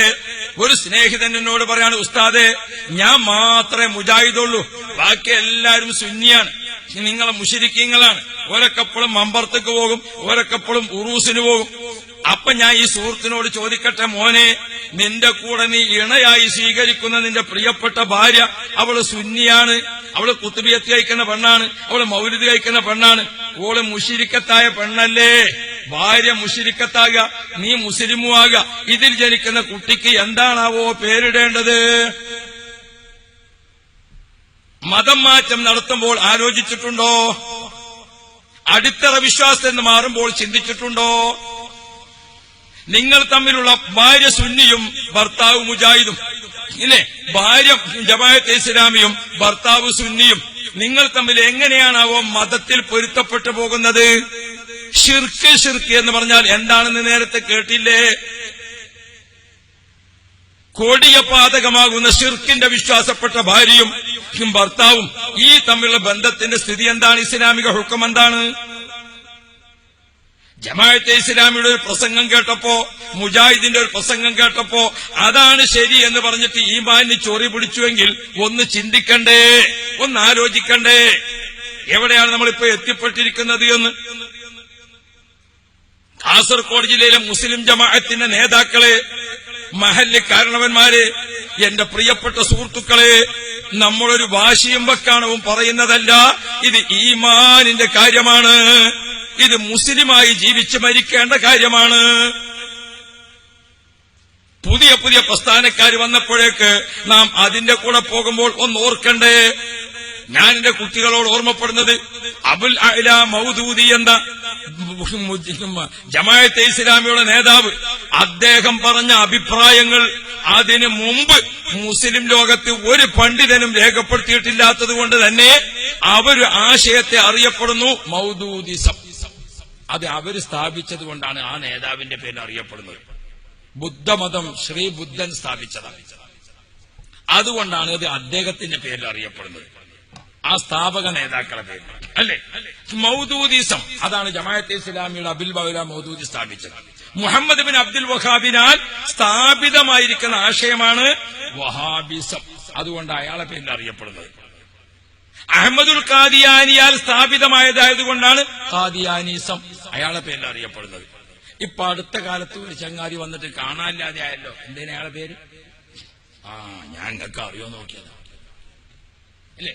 ശേഖനൂരിസം, അത് അയാൾ സ്ഥാപിച്ചതാണ്. ലോകം മുഴുവനും 5 വക്കത്ത് നിസ്കരിക്കുമ്പോൾ ഒരു ലജ്ജയുമില്ല അയാൾക്ക് 3 വക്കത്താണെന്ന് പറയാൻ. ലോകം മുഴുവനും വെള്ളിയാഴ്ച ജുമുഅ വെള്ളിയാഴ്ച ഉച്ചക്ക്, അല്ലേ, നിസ്കരിക്കുമ്പോൾ അയാളുടേത് എവിടെയാണ്? അയാളുടേത് വെള്ളിയാഴ്ച രാവിലെ ലോഡ്ജിൽ. അതിന് ഒതുണ്ടാകണമെന്നില്ല, 40 ആള് വേണമെന്നില്ല, ജാതി ഒക്കണമെന്നില്ല. അടച്ചു. ചേകനൂര് ആദ്യം രംഗത്ത് വന്നപ്പോ തന്നെ ആദ്യത്തെ വാദം എന്താ? സ്വലാത്ത് ചൊല്ലുമ്പോൾ അല്ലാഹുമ്മ സ്വല്ലി അലാ സയ്യിദിനാ മുഹമ്മദ്, സയ്യിദുന എന്ന് ചേർക്കാൻ പാടില്ല. സയ്യിദുന എന്ന് പറഞ്ഞാൽ ഞങ്ങളെ നേതാവേന്നല്ലേ, ഇവർക്ക് നേതാവല്ലല്ലോ. ചേകനൂര് പറഞ്ഞു രണ്ടാമത്, മെല്ലെ മെല്ലെയാണ് ഈ രംഗത്തേക്ക് വരുന്നത്, ഇല്ലേ? എന്താ പറഞ്ഞത്? ദുഹാ നിസ്കാരം എന്നൊരു നിസ്കാരമില്ല, അതായിരുന്നു രണ്ടാമത്തെ വാദം. അതെന്താ ദുഹാ നിസ്കാരമില്ല? ആയിഷ ബിബി റളിയല്ലാഹു അൻഹ പറഞ്ഞിട്ടുണ്ട്, മുത്തുനബി ദുഹാ നിസ്കരിക്കുന്നത് ഞാൻ കണ്ടിട്ടില്ല. അപ്പോഴാണ് ഈ കാസം മുസ്ലിം രംഗത്ത് വന്നത്. കണ്ടിട്ടില്ല എന്ന് പറഞ്ഞാൽ തന്നെ ഉറപ്പായിട്ടുണ്ട്, ഇല്ലാത്തതിനെ പറ്റി കണ്ടിട്ടില്ല എന്നല്ലല്ലോ പറയാം.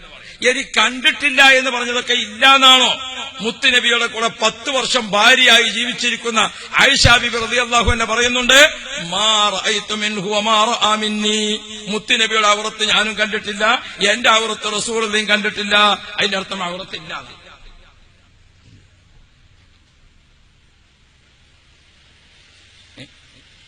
നമ്മൾ ഓരോരോ സംഗതികൾക്ക് ആയത്തും ഹദീസും തെളിവ് പറയുന്നതിന്റെ മുമ്പ് അസം മുസ്ലിയാരത്തി എപ്പോഴും എന്തുണ്ടായിരുന്നു? ഒരു നാടൻ ഉദാഹരണം വേറെ ഉണ്ടാവും. അങ്ങനെയുണ്ടല്ലോ. പണ്ട് നമ്മളെ നാട്ടിൽ നിന്ന് ഒരു ചെറുപ്പക്കാരൻ കുട്ടി പീടിയിൽ ഇങ്ങനെ ഭയങ്കര പീഡികത്തിണ്ണയിലാണ് ചെറുപ്പക്കാരുടെ അടിയിൽ ഗ്രൗണ്ടിലും അവിടെയോടൊക്കെ ദീൻ ചർച്ച ചെയ്യല്ലേ. അപ്പൊ ഇങ്ങനെ ചർച്ച, എന്താ ചർച്ച? മന്ദിരിച്ചു ഉദ്യാഫാരല്ല. അപ്പൊ ഇങ്ങനെ കുറെ അതിന്റെ ഒച്ചപ്പാടും ബഹളമായപ്പോ ഒരു ഉസ്താദ് ചോദിച്ചു, എന്താണ് അവിടെ ഒരു സംസാരം? അത് ഉസ്താദെ, ഇവൻ പറഞ്ഞത് വഹാബി അയക്കണ ഇവൻ പുതിയതായിട്ട് മന്ദിരിച്ചാല് ഫലം കിട്ടൂല എന്നാ പറയണത്. അപ്പൊ ഓനിക്ക് ചെറിയൊരു ഹിക്മത്ത് പറഞ്ഞു കൊടുത്തു. നീ എന്ത് ചെയ്യാ, കൈയെത്താത്ത ദൂരത്തിൽ ലേശം ഒഴിഞ്ഞു നിൽക്ക, എന്നിട്ട് ആ വഹാബിനോട് കുറച്ച് മന്ദിരാണ് നടത്തുക. വഹാബി കുതിര മന്ദിരം നിങ്ങൾക്ക് ഞാൻ പറഞ്ഞു തന്നിട്ട് വേണം. കുറച്ചിന് വിട്ട് നിന്നിട്ട് ഇവനാണ് മന്ദിരിക്കൽ തുടങ്ങി. നമുക്ക് കുതിര പോത്തെ മന്ദിരം ഇങ്ങനെ ചെല്ലുന്തോറും മറ്റോ അങ്ങനെ ദേഷ്യം പിടിക്കുക, ഇളകുക, എടുക്കുന്നിടത്ത് എഴുന്നേറ്റിട്ട് എന്താണ് അപ്പ ഈ കുട്ടി ചോദിച്ചു. ചീത്ത പറഞ്ഞ് മന്ദിരിച്ചാൽ തന്നെ എങ്ങനെ ഫലം ഉണ്ടെങ്കിൽ ആയത്തുൽ കുർസി ഓതിയാ എങ്ങനെ ഉണ്ടാവും? മന്ദിരിച്ചാ ഫലം ഉണ്ടോ അല്ലേ എന്ന് അറിയണമെങ്കിൽ മന്ദിരിച്ച് നോക്കണ്ടേ, അപ്പോഴെല്ലാം അറിയല് അല്ലേ? നമ്മളിവിടുന്ന് ഓനോട് അമുക്കെന്ന് പറഞ്ഞപ്പോ അതിനെന്ത് ഓനിത്തര ഇളകാനുള്ളത്? നമ്മളത് മന്ദിരിച്ചൊക്കെയല്ലേ. പോത്തേന്ന് പറഞ്ഞപ്പോ അതിന് ഓനിത്തര ഇളകാൻ എന്താണ്? എങ്ങനെ പറഞ്ഞ് മന്ദിരിച്ചാൽ തന്നെ ഇത്രയൊക്കെ ചൂടാകുമെങ്കിൽ കുലു അല്ലാഹു ഓതി മന്ദിരിച്ചാൽ എന്ത് റാഹത്തുണ്ടാകും? ഞാൻ ഓർമ്മപ്പെടുത്തുന്നത് ചില സംഗതികളൊക്കെ നമ്മൾ നാടൻ മട്ടത്തിൽ പഠിച്ചു വെക്കണം. ഹബീബ് മുഹമ്മദ് മുസ്തഫ മുത്തുനബി നേരത്തെ നമ്മളോട് പഠിപ്പിച്ചത് കേട്ടില്ല നിങ്ങൾ? 73 വിഭാഗമാകും, മുഴുവൻ നരകത്തിലേക്ക് പോകുമെന്ന് പറഞ്ഞത്. ഇല്ലാമില്ലത്തം വാഹിദ. ഇവിടെ നിങ്ങൾ ഓർത്തു നോക്കിക്കോ, അബുല്ലഅല മൗദൂദിയുടെ മൗദൂദിസം, കാദിയാനിസം, അതേപോലെ തന്നെ വഹാബിസം, ചേകനൂരിസം, ഇതൊക്കെ ഓരോരോ ആളുകൾ സ്ഥാപിച്ചതാ. അതുകൊണ്ട് സ്ഥാപക നേതാക്കളെ പേരിലാണ് ഇത് അറിയപ്പെടുന്നത്. ഇസ്ലാം ഒരാളും സ്ഥാപിച്ചതല്ല. പിന്നെയോ അം കുന്തും ശുഹദാ ഇദ് ഹദറ യാഖൂബൽ മൗത്ത് ഇദ് ഖാല ലിബനീഹി മാ തഅബുദൂന മിൻ ബഅദി ഖാലൂ നഅബുദു ഇലാഹക വഇലാഹ ആബായിക ഇബ്രാഹീം വഇസ്മാഈൽ വഇസ്ഹാഖ ഇലാഹൻ വാഹിദ വനഹ്നു ലഹു മുസ്ലിമൂൻ. വന്യവയോധികരായ ഗുരുവര്യർ ബഹുമാനപ്പെട്ട യാക്കൂബ് നബി അലൈഹിസ്സലാം, യാക്കൂബ് നബി വഫാത്താകാൻ സമയമെടുത്തു. തന്റെ മക്കളും മക്കളും അടങ്ങുന്ന കുടുംബത്തെയെല്ലാം അടുത്ത് വിളിച്ചു. ബഹുമാനപ്പെട്ടവർ ഒരു വസിയത്തിന് വേണ്ടി എല്ലാ കുടുംബങ്ങളെയും അടുത്തേക്ക് വിളിച്ചു ചേർത്തുകൊണ്ട് ബഹുമാനപ്പെട്ട യാക്കൂബ് നബി ചോദിക്കാണ്, മക്കളെ ഉപ്പാപ്പ പോവുകയാണ് കേട്ടോ, മക്കളെ ഉപ്പാപ്പ നിങ്ങളെ പിരിയുകയാണ്, എനിക്ക് അള്ളാന്റെ അടുക്കലേക്ക് യാത്ര പുറപ്പെടാൻ സമയമായിട്ടുണ്ട്. എന്റെ കാലശേഷം നിങ്ങളൊക്കെ എങ്ങനെയായിരിക്കും വിശ്വാസം കാത്തു സൂക്ഷിക്കുക? നിങ്ങളൊക്കെ ഏത് ദീനനുസരിച്ചാ നിൽക്കുക? ആ സമയത്ത് ആ യാക്കൂബ് നബിയോട് മക്കളും അടങ്ങുന്ന എല്ലാവരും ഒറ്റ സ്വരത്തിൽ പറഞ്ഞു, ഉപ്പാപ്പ നിങ്ങൾ ബേജാറാവണ്ട, ഉപ്പാപ്പ നിങ്ങൾ വിഷമിക്കണ്ട, നഅ്ബുദു ഇലാഹക വഇലാഹ ആബായിക ഇബ്രാഹീമ വഇസ്മാഈല വഇസ്ഹാഖ ഇലാഹൻ വാഹിദ. പൂർവീകരായിരിക്കുന്ന നിങ്ങളും നിങ്ങളെ ഉപ്പാപ്പയും അവരുപ്പാപ്പയും അങ്ങനെ ഒരു പാരമ്പര്യമുള്ള മതം ഞങ്ങൾക്ക് തന്നിട്ടില്ലേ? വനഹ്നു ലഹു മുസ്ലിമൂൻ. ഞങ്ങളെല്ലാവരും ആ തറവാട്ടിൽ നിൽക്കും, അതാണ് ഞങ്ങളുടെ വിശ്വാസം. ഇതാണ് കഴിഞ്ഞ കാലത്ത് നമ്മുടെ നാട്ടിലൊക്കെ ഉണ്ടായിരുന്നത്. വാപ്പ മരിക്കാൻ വേണ്ടി കിടക്കുന്ന സമയത്ത് മക്കളെല്ലാവരും ഒത്തുകൂടി. പടച്ചവനെ, ആ മക്കളെല്ലാവരും ഒത്തുചേരുമ്പോൾ പ്രിയപ്പെട്ട മുഅ്മിനീങ്ങളെ, വാപ്പ മരിക്കുന്ന സമയത്ത് തറവാട്ടിൽ ഒത്തുകൂടുന്ന മക്കളും എല്ലാം ഒരൊറ്റ വിശ്വാസക്കാരാ. ഇന്ന് നമ്മുടെ കുടുംബത്തിലേക്ക് ബിദ്അത്ത് കയറി വന്നു, ഈമാനിന് ചോറി പിടിച്ചു. അപ്പോഴോ ഒരു മോൻ തബ്ലീഗ്, മറ്റോ ജമാഅത്തെ ഇസ്ലാമി, മറ്റോ മുജാഹിദ്, ഇയാള് സലഫി, പിന്നെ ഒരു പുതിയാപ്പളുണ്ട്. പുതിയാപ്പള വഹാബി. പ്രിയപ്പെട്ട മുഅ്മിനീങ്ങളെ, ഒരൊറ്റ തറവാട്ടിലും സമാധാനത്തോടുകൂടെ കടന്ന് മരിക്കാൻ പറ്റാത്ത അവസ്ഥ നമ്മുടെ മുസ്ലിം സമൂഹത്തിന്റെ ഉള്ളിൽ ഉണ്ടാക്കിയെടുത്തത് ആരാണ്?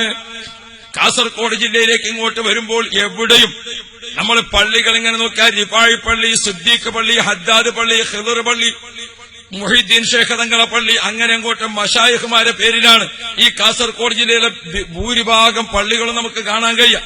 ഇപ്പൊ അടുത്ത കാലത്തായിട്ട് നിങ്ങൾ കണ്ടില്ലേ മസ്ജിദുൽ മുജാഹിദീൻ. എന്റെ പ്രിയപ്പെട്ട മുസ്ലിം ജമാഅത്തിന്റെ സഹോദരങ്ങളെ, രാഷ്ട്രീയത്തിന്റെ മറപിടിച്ചും ഭൗതികതയുടെ മറപിടിച്ചും പണത്തിന്റെ മറപിടിച്ചും മറ്റു പല സ്വാധീനങ്ങൾ ഉപയോഗിച്ചും ഈ വിഭാഗം ആളുകൾ നമ്മുടെ മുസ്ലിം ജമാഅത്തിന്റെ പരിധിയിൽപ്പെട്ട സ്ഥലത്ത് അവരൊരു കെട്ടിടമുണ്ടാക്കാൻ തീരുമാനിച്ചപ്പോൾ മുസ്ലിം നേതാക്കളെ, രാജ്യത്തിന്റെ നിയമം വെച്ചുകൊണ്ട് നിങ്ങൾ അതിനെതിരെ ശബ്ദിച്ചോ? ഇവിടുത്തെ മഹല്ല് ഖത്തീബുമാരെ, ഖാദിമാരെ, ബഹുമാനപ്പെട്ട മുസ്ലിം ജമാഅത്തിന്റെ തലമുതിർന്ന കാരണവന്മാരെ, ഈ ബിദ്അഈ പ്രസ്ഥാനം നമ്മുടെ നാട്ടിലേക്ക് കടന്നു വന്നപ്പോൾ നമ്മളെ കുട്ടികളെ വിളിച്ചുകൊണ്ട് യാ ബുനയ്യ പൊന്നുമോനെ ലാ തുശ്രിക ബില്ലാഹി ശൈആ എന്ന് ലുഖ്മാൻ ഹക്കീം തങ്ങൾ ഉപദേശിച്ചത്, ഖുർആൻ പഠിപ്പിച്ചത്.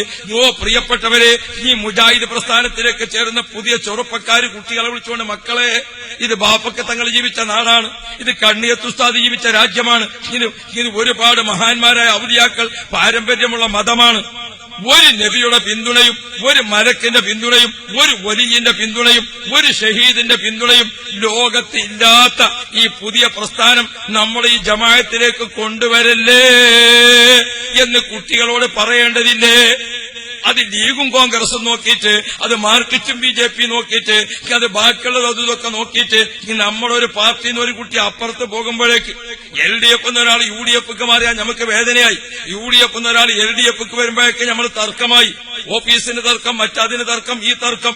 ഞാനൊന്ന് ചോദിക്കട്ടെ, നേരത്തെ അബ്ബാസ് ഉസ്താദ് ഇവിടെ പ്രസംഗിച്ചപ്പോൾ പറഞ്ഞു, തറാവീഹ് നിസ്കാരം ഇത് റമദാനിൽ വരുന്നു, 20 റക്അത്താണ് തറാവീഹ്. പ്രിയപ്പെട്ട മുഅ്മിനീങ്ങളെ, മക്കത്ത് 20, മദീനത്ത് 20, ബൈത്തുൽ മുഖദ്ദസിൽ 20, ലോകത്തെ മുഴുവനും 20 നിസ്കരിക്കുന്നവർ. ബാപ്പക്ക് തങ്ങൾ 20, പാണക്കാട് തങ്ങൾ 20, EK ഉസ്താദ് 20, കണ്ണിയത്ത് ഉസ്താദ് 20, AP ഉസ്താദ് 20, താജുൽ ഉലമ 20, MA ഉസ്താദ് 20, PA ഉസ്താദ് 20, നമ്മളെ വല്യപ്പമാര് മുഴുവനും 20 റക്അത്ത് തറാവീഹ് നിസ്കരിക്കുമ്പോൾ എന്നാണ് അതിന്റെ നേട്ടം? കഴിഞ്ഞ 11 മാസം നമുക്ക് നിസ്കാരത്തിനായിട്ട് നീക്കിവെക്കാൻ സമയം കിട്ടിയിട്ടില്ല. കച്ചവടമുണ്ട്, വ്യാപാരമുണ്ട്, വ്യവസായമുണ്ട്, കുടുംബമുണ്ട്, അങ്ങനെ കുറെ കുറവുകളുണ്ട്. എന്നാൽ റമദാൻ മാസം ഖുർആന്റെ വാർഷിക മാസമാണ്. അല്ലാഹു തആല ഈ ഉമ്മത്തിനെ ഒന്ന് ആദരിച്ചു, ഈ ഉമ്മത്തിനെ ഒന്ന് ബഹുമാനിച്ചു. എന്താണത്? ഇപ്പൊ വാശിയേറിയ തെരഞ്ഞെടുപ്പ് നടക്കാം, അല്ലെ?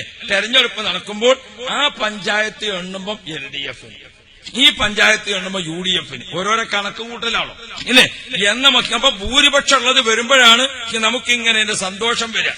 നമ്മുടെ മുഹറം, നമ്മുടെ സഫർ, ഇതൊക്കെ നമുക്ക് വോട്ടിങ്ങനെ എണ്ണിയൊക്കെ കുറവായിരിക്കും. എന്നാൽ റമദാൻ ഇങ്ങോട്ട് വരുമ്പോൾ റമദാനിന്റെ രാത്രി 20 റക്അത്ത് തറാവീഹാണ്. 20 റക്അത്ത് തറാവീഹ് നിസ്കരിക്കുമ്പോൾ 20 ഫാത്തിഹ, 20 സൂറത്ത്, 20 റുക്വഅ്, 40 സുജൂദ്, 10 അത്തഹിയാത്ത്. 20 റുക്വയിൽ സുബ്ഹാൻ റബ്ബിയൽ അസീം 3 വബിഹംദിഹി, സുബ്ഹാൻ റബ്ബിയൽ അഅ്ലാ വബിഹംദിഹി 3. അപ്പോഴോ 20 റുക്വയിൽ 20 3 60, 40 3 120, 180 തസ്ബീഹായി. 10 അത്തഹിയാത്ത് ഓതുമ്പോൾ അത്തഹിയാത്ത് അല്ലാഹുവിന് അഭിവാദ്യം 10, അസ്സലാമു അലൈക അയ്യുഹൻ നബിയു മുത്തനബിക്ക് സലാം 10, അല്ലാഹുമ്മ സ്വല്ലി അലാ സയ്യിദിനാ മുഹമ്മദ് മുത്തനബിക്ക് സ്വലാത്ത് 10, സുബ്ഹാനല്ലാഹ് വഅലാ ഇബാദില്ലാഹി സ്വാലിഹീൻ ദുആ 10. ഇതൊക്കെ നമുക്കുള്ള സമ്പാദ്യം. അങ്ങനെ 30 ദിവസം തറാവീഹ് 20 റക്അത്ത് നിസ്കരിച്ചാൽ എത്ര റക്അത്താവും?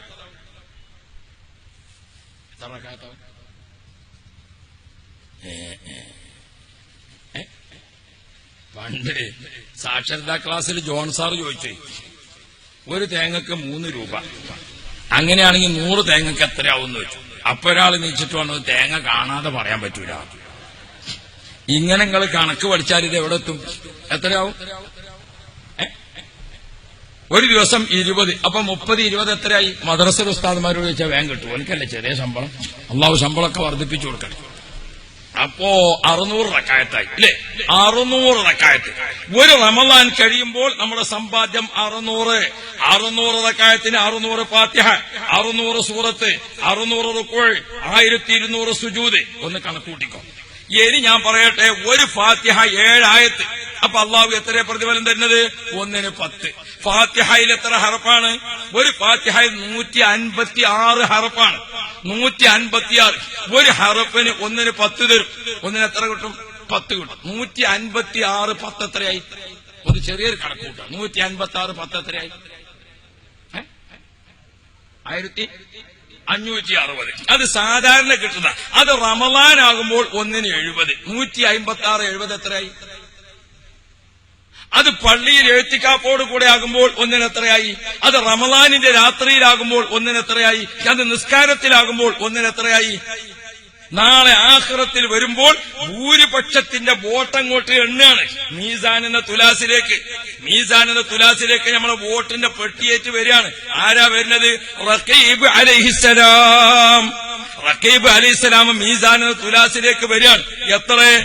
ഈ തറാവീഹൊക്കെ കൂടെ എത്ര വയസ്സ് കിട്ടുന്ന പ്രതീക്ഷിക്കണത്? 60 വയസ്സ് നമുക്ക് കിട്ടിയെന്ന് കൂട്ടിക്കോളും. മുകളിൽ കിട്ടിയതൊക്കെ ലാഭമാണ്. അള്ളാഹു ആഫിയത്ത് തരട്ടെ. ശരി, 60 നിൽക്കാൻ നമ്മൾ 10 വയസ്സ് കുട്ടിക്കാലായിട്ട് പോയി. ബാക്കി എത്ര കൊല്ലം കിട്ടി? 50 കൊല്ലം. 50 കൊല്ലം തറാവീഹ് നിസ്കരിച്ചപ്പോൾ ഓരോ കൊല്ലവും കിട്ടിയത് 600 റക്അത്ത്. 50 600 എത്രയായി? 50 600 എത്രയായി? അതിലെത്ര ഫാത്തിഹ ഓതി? അതിലെത്ര സൂറത്ത് ഓതി? അതിലെത്ര റുക്അ് കിട്ടി? അതിലെത്ര സുജൂദ് കിട്ടി? അതിലെത്ര സുബ്ഹാന റബ്ബിയൽ അസീമുണ്ട്? അതിലെത്ര സുബ്ഹാന റബ്ബിയൽ അഅലയുണ്ട്? അതിലെത്ര അത്തഹിയാത്തുണ്ട്? അതിൽ മുത്തുനബിയുടെ പേരിൽ എത്ര സലാമുണ്ട്? അതിലെത്ര സ്വലാത്തുണ്ട്? ഇതൊക്കെ ഓരോന്നോരോന്ന് വോട്ടല്ലേ? വിലയേറിയ വോട്ട്. നമ്മുടെ മനസ്സിന്റെ സമ്മതിദാനാവകാശം വിശ്വാസത്തിന്റെ ഭാഗമായി ചെയ്തത് എന്നർത്ഥം. പ്രിയപ്പെട്ട മുഅ്മിനെ, 156 ഹർഫ് ഓതിയാൽ 1560 കിട്ടി. അത് എത്തിക്കാപ്പിലാകുമ്പോ, പള്ളിയിലാകുമ്പോ 70ഉം 70,000 എത്രയായി?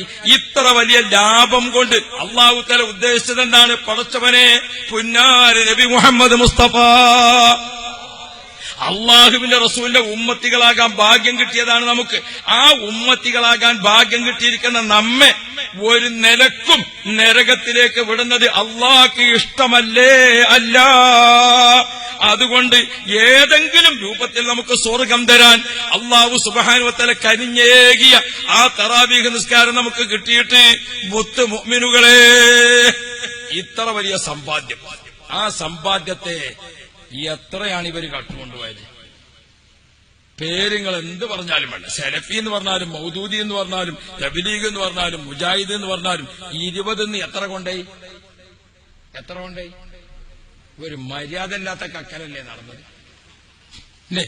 ഒരു പകുതിയും വെച്ചൊക്കെയാണെങ്കിൽ ആർക്കെങ്കിലും മദ്യം പറയുകയും ചെയ്യും. ഇതെവിടെത്തി എന്ന് നിങ്ങളൊന്ന് കണക്കൂട്ടും. ഞാൻ എന്റെ ചെറുപ്പക്കാർ കുട്ടികളുടെ മക്കളെ ആയത്തും ഹദീസും ഒക്കെ ഓതാ. ഞമ്മൾക്കൊരു നാടൻ ബുദ്ധിയില്ലേ? അത് വെച്ചിട്ടൊന്ന് കണക്കൂട്ടും. ഞാൻ ഇനി എന്റെ പെണ്ണുങ്ങളോട് ചോദിക്കട്ടെ, അപ്പുറത്തിരിക്കുന്ന ഉമ്മമാരോട്, നിങ്ങളെ കയ്യിൽ നിന്ന് 20 പവന്റെ ആഭരണം അയൽപക്കത്തുള്ള പെണ്ണ് വായ്പ കൊണ്ടുപോയി. ഒരു കല്യാണത്തിന് മുമ്പ് ഒരു ആഭരണം വായ്പ വാങ്ങിപ്പോയതാ. തിരിച്ചു വന്നപ്പോ ആ പെണ്ണ് പറഞ്ഞ് 8 പവനെ തെളിവുള്ളൂ എന്ന് പറഞ്ഞാൽ 12 നിങ്ങൾ വിട്ടുകൊടുക്കും? ഞാനൊന്ന് ചോദിക്കട്ടെ ഈ അടുത്ത വീട്ടുകാരോട്, നിങ്ങളുടെ 20 സെന്റ് സ്ഥലം ഒരാൾ കച്ചവടാക്കി പൈസക്ക് വേണ്ടിയിട്ട് ചോദിക്കുമ്പോൾ 8 സെന്റിനെ പൈസ തരുള്ളൂ, 20 തെളിവില്ല എന്ന് പറഞ്ഞാൽ നിങ്ങളെ 12 സെന്റ് ഭൂമി നിങ്ങൾ വിട്ടുകൊടുക്കോ? നിങ്ങളോട് ഒരാൾ 20,000 രൂപ കടം വാങ്ങി തിരിച്ചു തരുന്ന സമയത്ത് 8,000 തെളിവുള്ളൂ പറഞ്ഞാൽ 12,000 നിങ്ങൾ വിടുവോ? വലുതൊക്കെ അവിടെ നിൽക്കട്ടോ. 20 ഒരു ചുവന്ന നോട്ടുണ്ടല്ലോ, അതൊരാൾ വാങ്ങിയിട്ട് 8 തിരിച്ചു തരുള്ളൂ എന്ന് പറഞ്ഞാൽ ബാക്കി 12 രൂപ നിങ്ങൾ വിട്ടുകൊടുക്കോ? യുസ്വാജി, എടോ, ഞമ്മളെ 20 ഉറുപ്പിന്ന് 12 വിട്ടുകൂടാല്ലേ? ഞമ്മളെ 20 സെന്റിന് 12 വിട്ടുകൂടാല്ലേ? ഞമ്മളെ 20 പവന് 12 കുറച്ചുകൂടാല്ലേ? ഈ കാണുന്ന ദുനിയാവിന്റെ 20 രൂപയ്ക്ക് അതിന് നമ്മൾ വാശിയും വെക്കാണ്. നമ്മളെ 20 സെന്റ് സ്ഥലത്തിന് കേസ് നടക്കാണ്. എത്ര മുതലാളിമാരുന്ന്! ഓ പ്രിയപ്പെട്ട ഉമറാക്കളെ, മുതലാളിമാരെ, മാന്യ മഹാജനങ്ങളെ, അല്ലാഹുവിന്റെ റസൂല് നാളെ മഹ്ശറാമുറ്റത്ത് നിൽക്കുമ്പോൾ എന്റെ ഉമ്മത്ത് നരകത്തിലാകരുത്. അവർക്ക് എന്തെങ്കിലും പാകപ്പിഴവ് പറ്റിയിട്ടുണ്ടെങ്കിൽ അത് സുന്നത്ത് നിസ്കാരങ്ങളെ കൊണ്ട് പരിഹരിക്കപ്പെടണം. അല്ലാഹു തആല കനിഞ്ഞേകിയിരിക്കുന്ന 20 റക്അത്ത് തറാവീഹ്. പ്രിയപ്പെട്ട മുഅ്മിനേ, 50 വയസ്സ് അല്ലാഹു തആല ആയുസ് തന്നാൽ 30,000 റക്അത്തുകൾ കണക്കൂട്ടിയാലോ ഈ വക റക്അത്തുകളൊക്കെ നമുക്ക് കിട്ടുമ്പോ റഖീബ് അലൈഹിസ്സലാം എത്രായിരം ഫാത്തിഹായിട്ട്, എത്രായിരം റുക്കുആയിട്ട്, എത്രായിരം തസ്ബീഹായിട്ട്, മുത്തുനബിന്റെ പേരിൽ എത്ര സലാമാണ് നമുക്ക്. നാളെ ആഖിറത്തിൽ നിന്നിട്ട് അല്ലാഹ് പറഞ്ഞു, ഇഖ്റ കിതാബക, വായിക്കടോ എന്ന് പറഞ്ഞു. ആ വായിക്കുമ്പോൾ ഇങ്ങനെ അസ്സലാമു അലൈക അയ്യുഹൻ നബിയു, അസ്സലാമു അലൈക അയ്യുഹൻ നബിയു, അസ്സലാമു അലൈക അയ്യുഹൻ നബിയു, അസ്സലാമു അലൈക അയ്യുഹൻ നബിയു, അസ്സലാമു അലൈക അയ്യുഹൻ നബിയു. അതിങ്ങനെ സലാം കേട്ടിട്ട് മുത്തുനബിന്റെ മുഖമൊന്ന് കാണേ, അല്ലാഹു റസൂലിന്റെ മുഖമൊന്ന് നോക്കടോ. പ്രകാശിക്കുന്ന മുഖം, സലാമിങ്ങനെ കേട്ടിട്ട് മുത്തുനബിയുടെ മുഖത്തിന്റെ പ്രകാശം എന്താണ്? വജ്ഹുകൽ വല്ലാഹു ഹുജ്ജതുന യൗമ യഅതിന്നാസു ബിൽ ഹുജജി സ്വല്ലി റബ്ബൽ.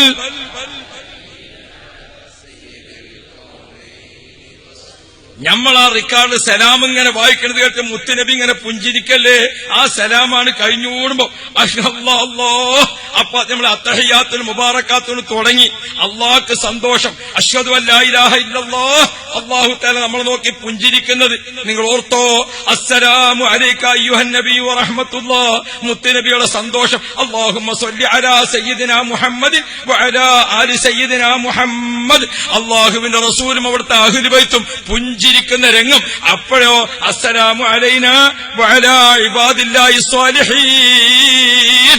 അതിങ്ങനെ നമ്മളെ റിക്കാർഡിൽ ഇങ്ങനെ വായിക്കുക.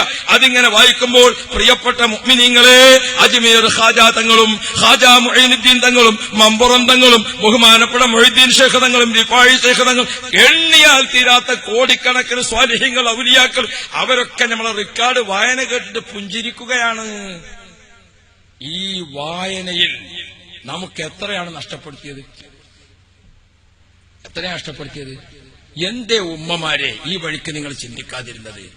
എന്തേ മഹല്ല് നേതൃത്വമേ നിങ്ങളിത് ഗൗരവത്തിലെടുക്കാതിരുന്നത്?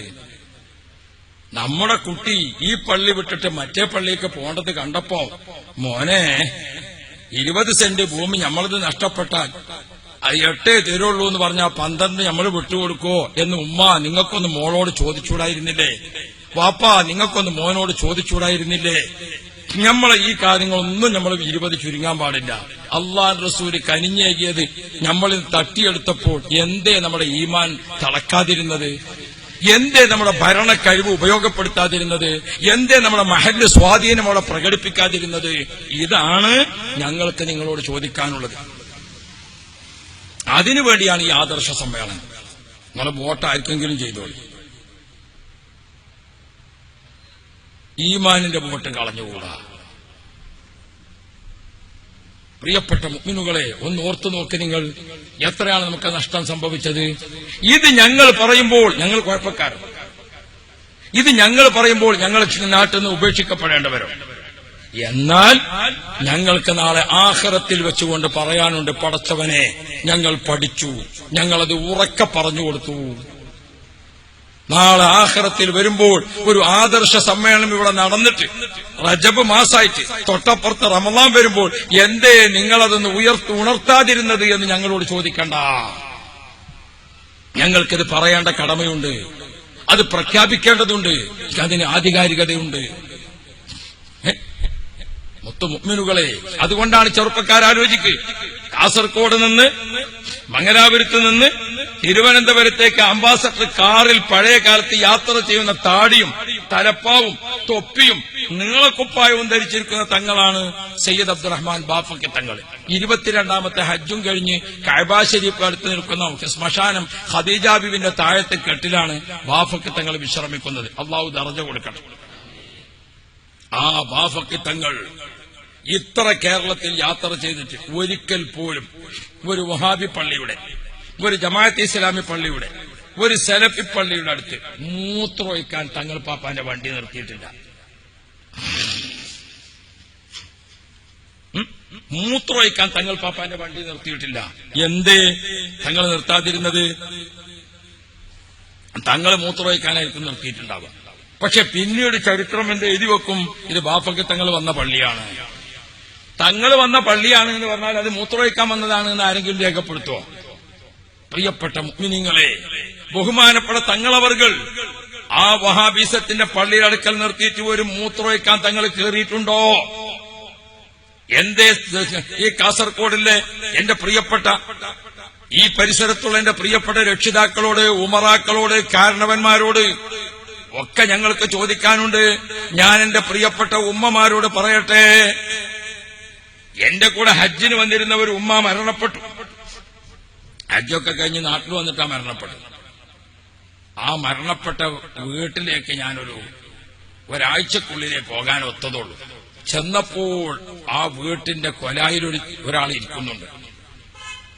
വീടിന്റെ വാതിലിനിങ്ങനെ മറ പിടിച്ചുകൊണ്ട് ഒരു സ്ത്രീ, അവള് 2 കുട്ടികൾ അടുത്തുണ്ട്.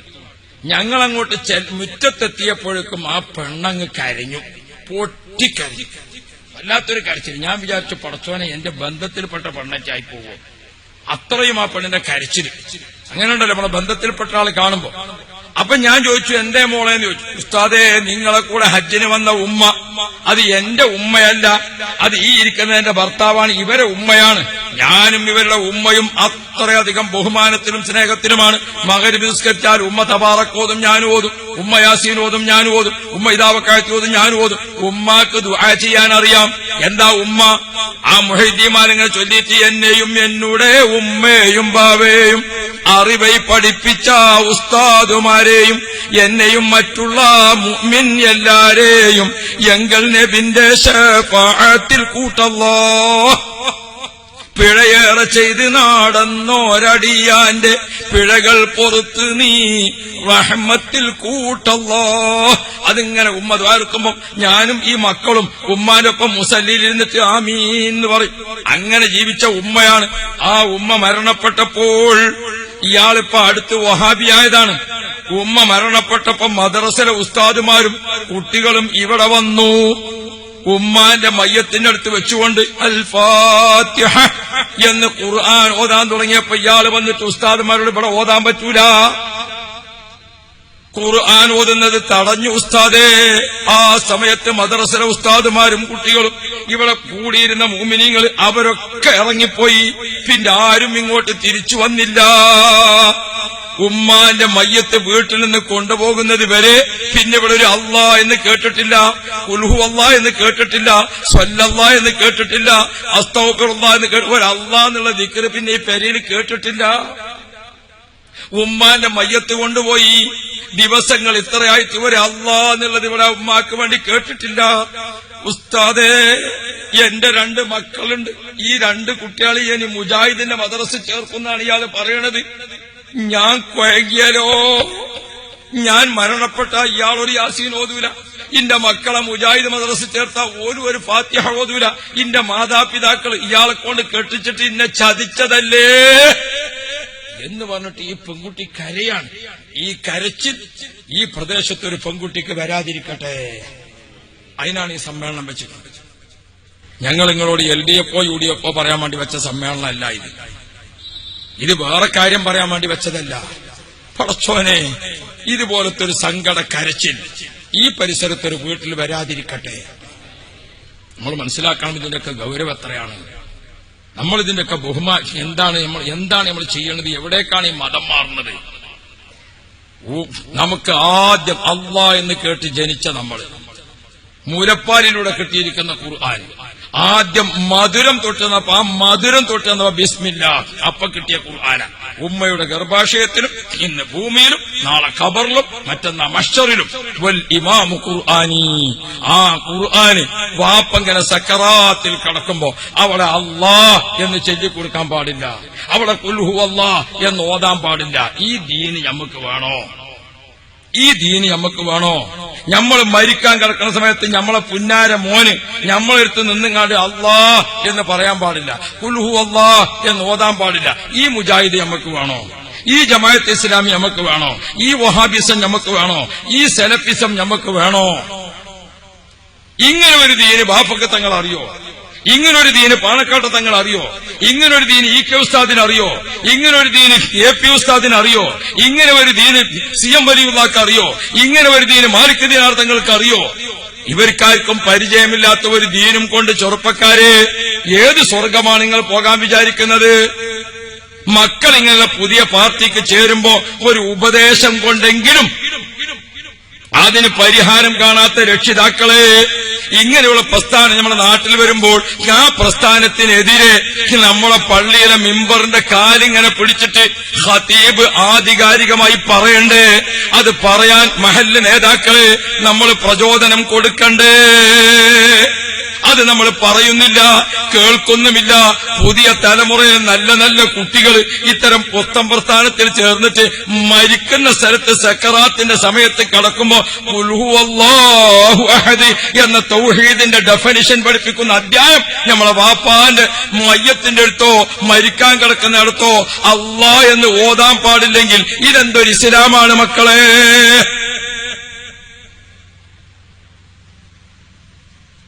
ബഹുമാനപ്പെട്ട ഷെയ്ഖുന കാന്തപുരം ഉസ്താദ്, അള്ളാഹു ദീർഘായുസ്സ് കൊടുക്കട്ടെ, അള്ളാഹു ആഫിയത്ത് കൊടുക്കട്ടെ. കഴിഞ്ഞ ആഴ്ച ഉസ്താദിനെ കാണുന്ന ഒരു രംഗമുണ്ടായി. എന്തായിരുന്നു അത്? ബഹുമാനപ്പെട്ട ഉസ്താദ് നേരിട്ട് നേതൃത്വം നൽകുന്ന സ്ഥാപനങ്ങളിൽ ഒന്നാണ് ബനാത്ത് ഓർഫനേജ്, പെൺകുട്ടികൾക്കുള്ള യതീംഖാന. അവിടെ 15 ജോഡി കുട്ടികളുടെ നിക്കാഹ് നടക്കാം.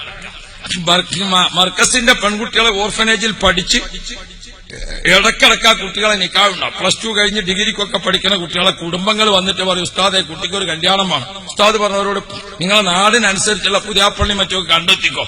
കണ്ടെത്തി ഉറപ്പിക്കാൻ ഉസ്താദിന്റെ അടുത്ത് വന്നു. ഉസ്താദ് ഡേറ്റ് കൊടുത്തു.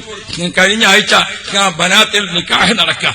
പടച്ചവനെ, ഉസ്താദ് ആ നിക്കാഹ് ഇങ്ങനെ നടത്താൻ വേണ്ടി നിൽക്കുമ്പോ 15 പുതിയാപ്പിളാരും അവരെ കുടുംബം, 15 പെൺകുട്ടികളും അവരെ കുടുംബം നിറഞ്ഞു നിൽക്കുന്നുണ്ട്.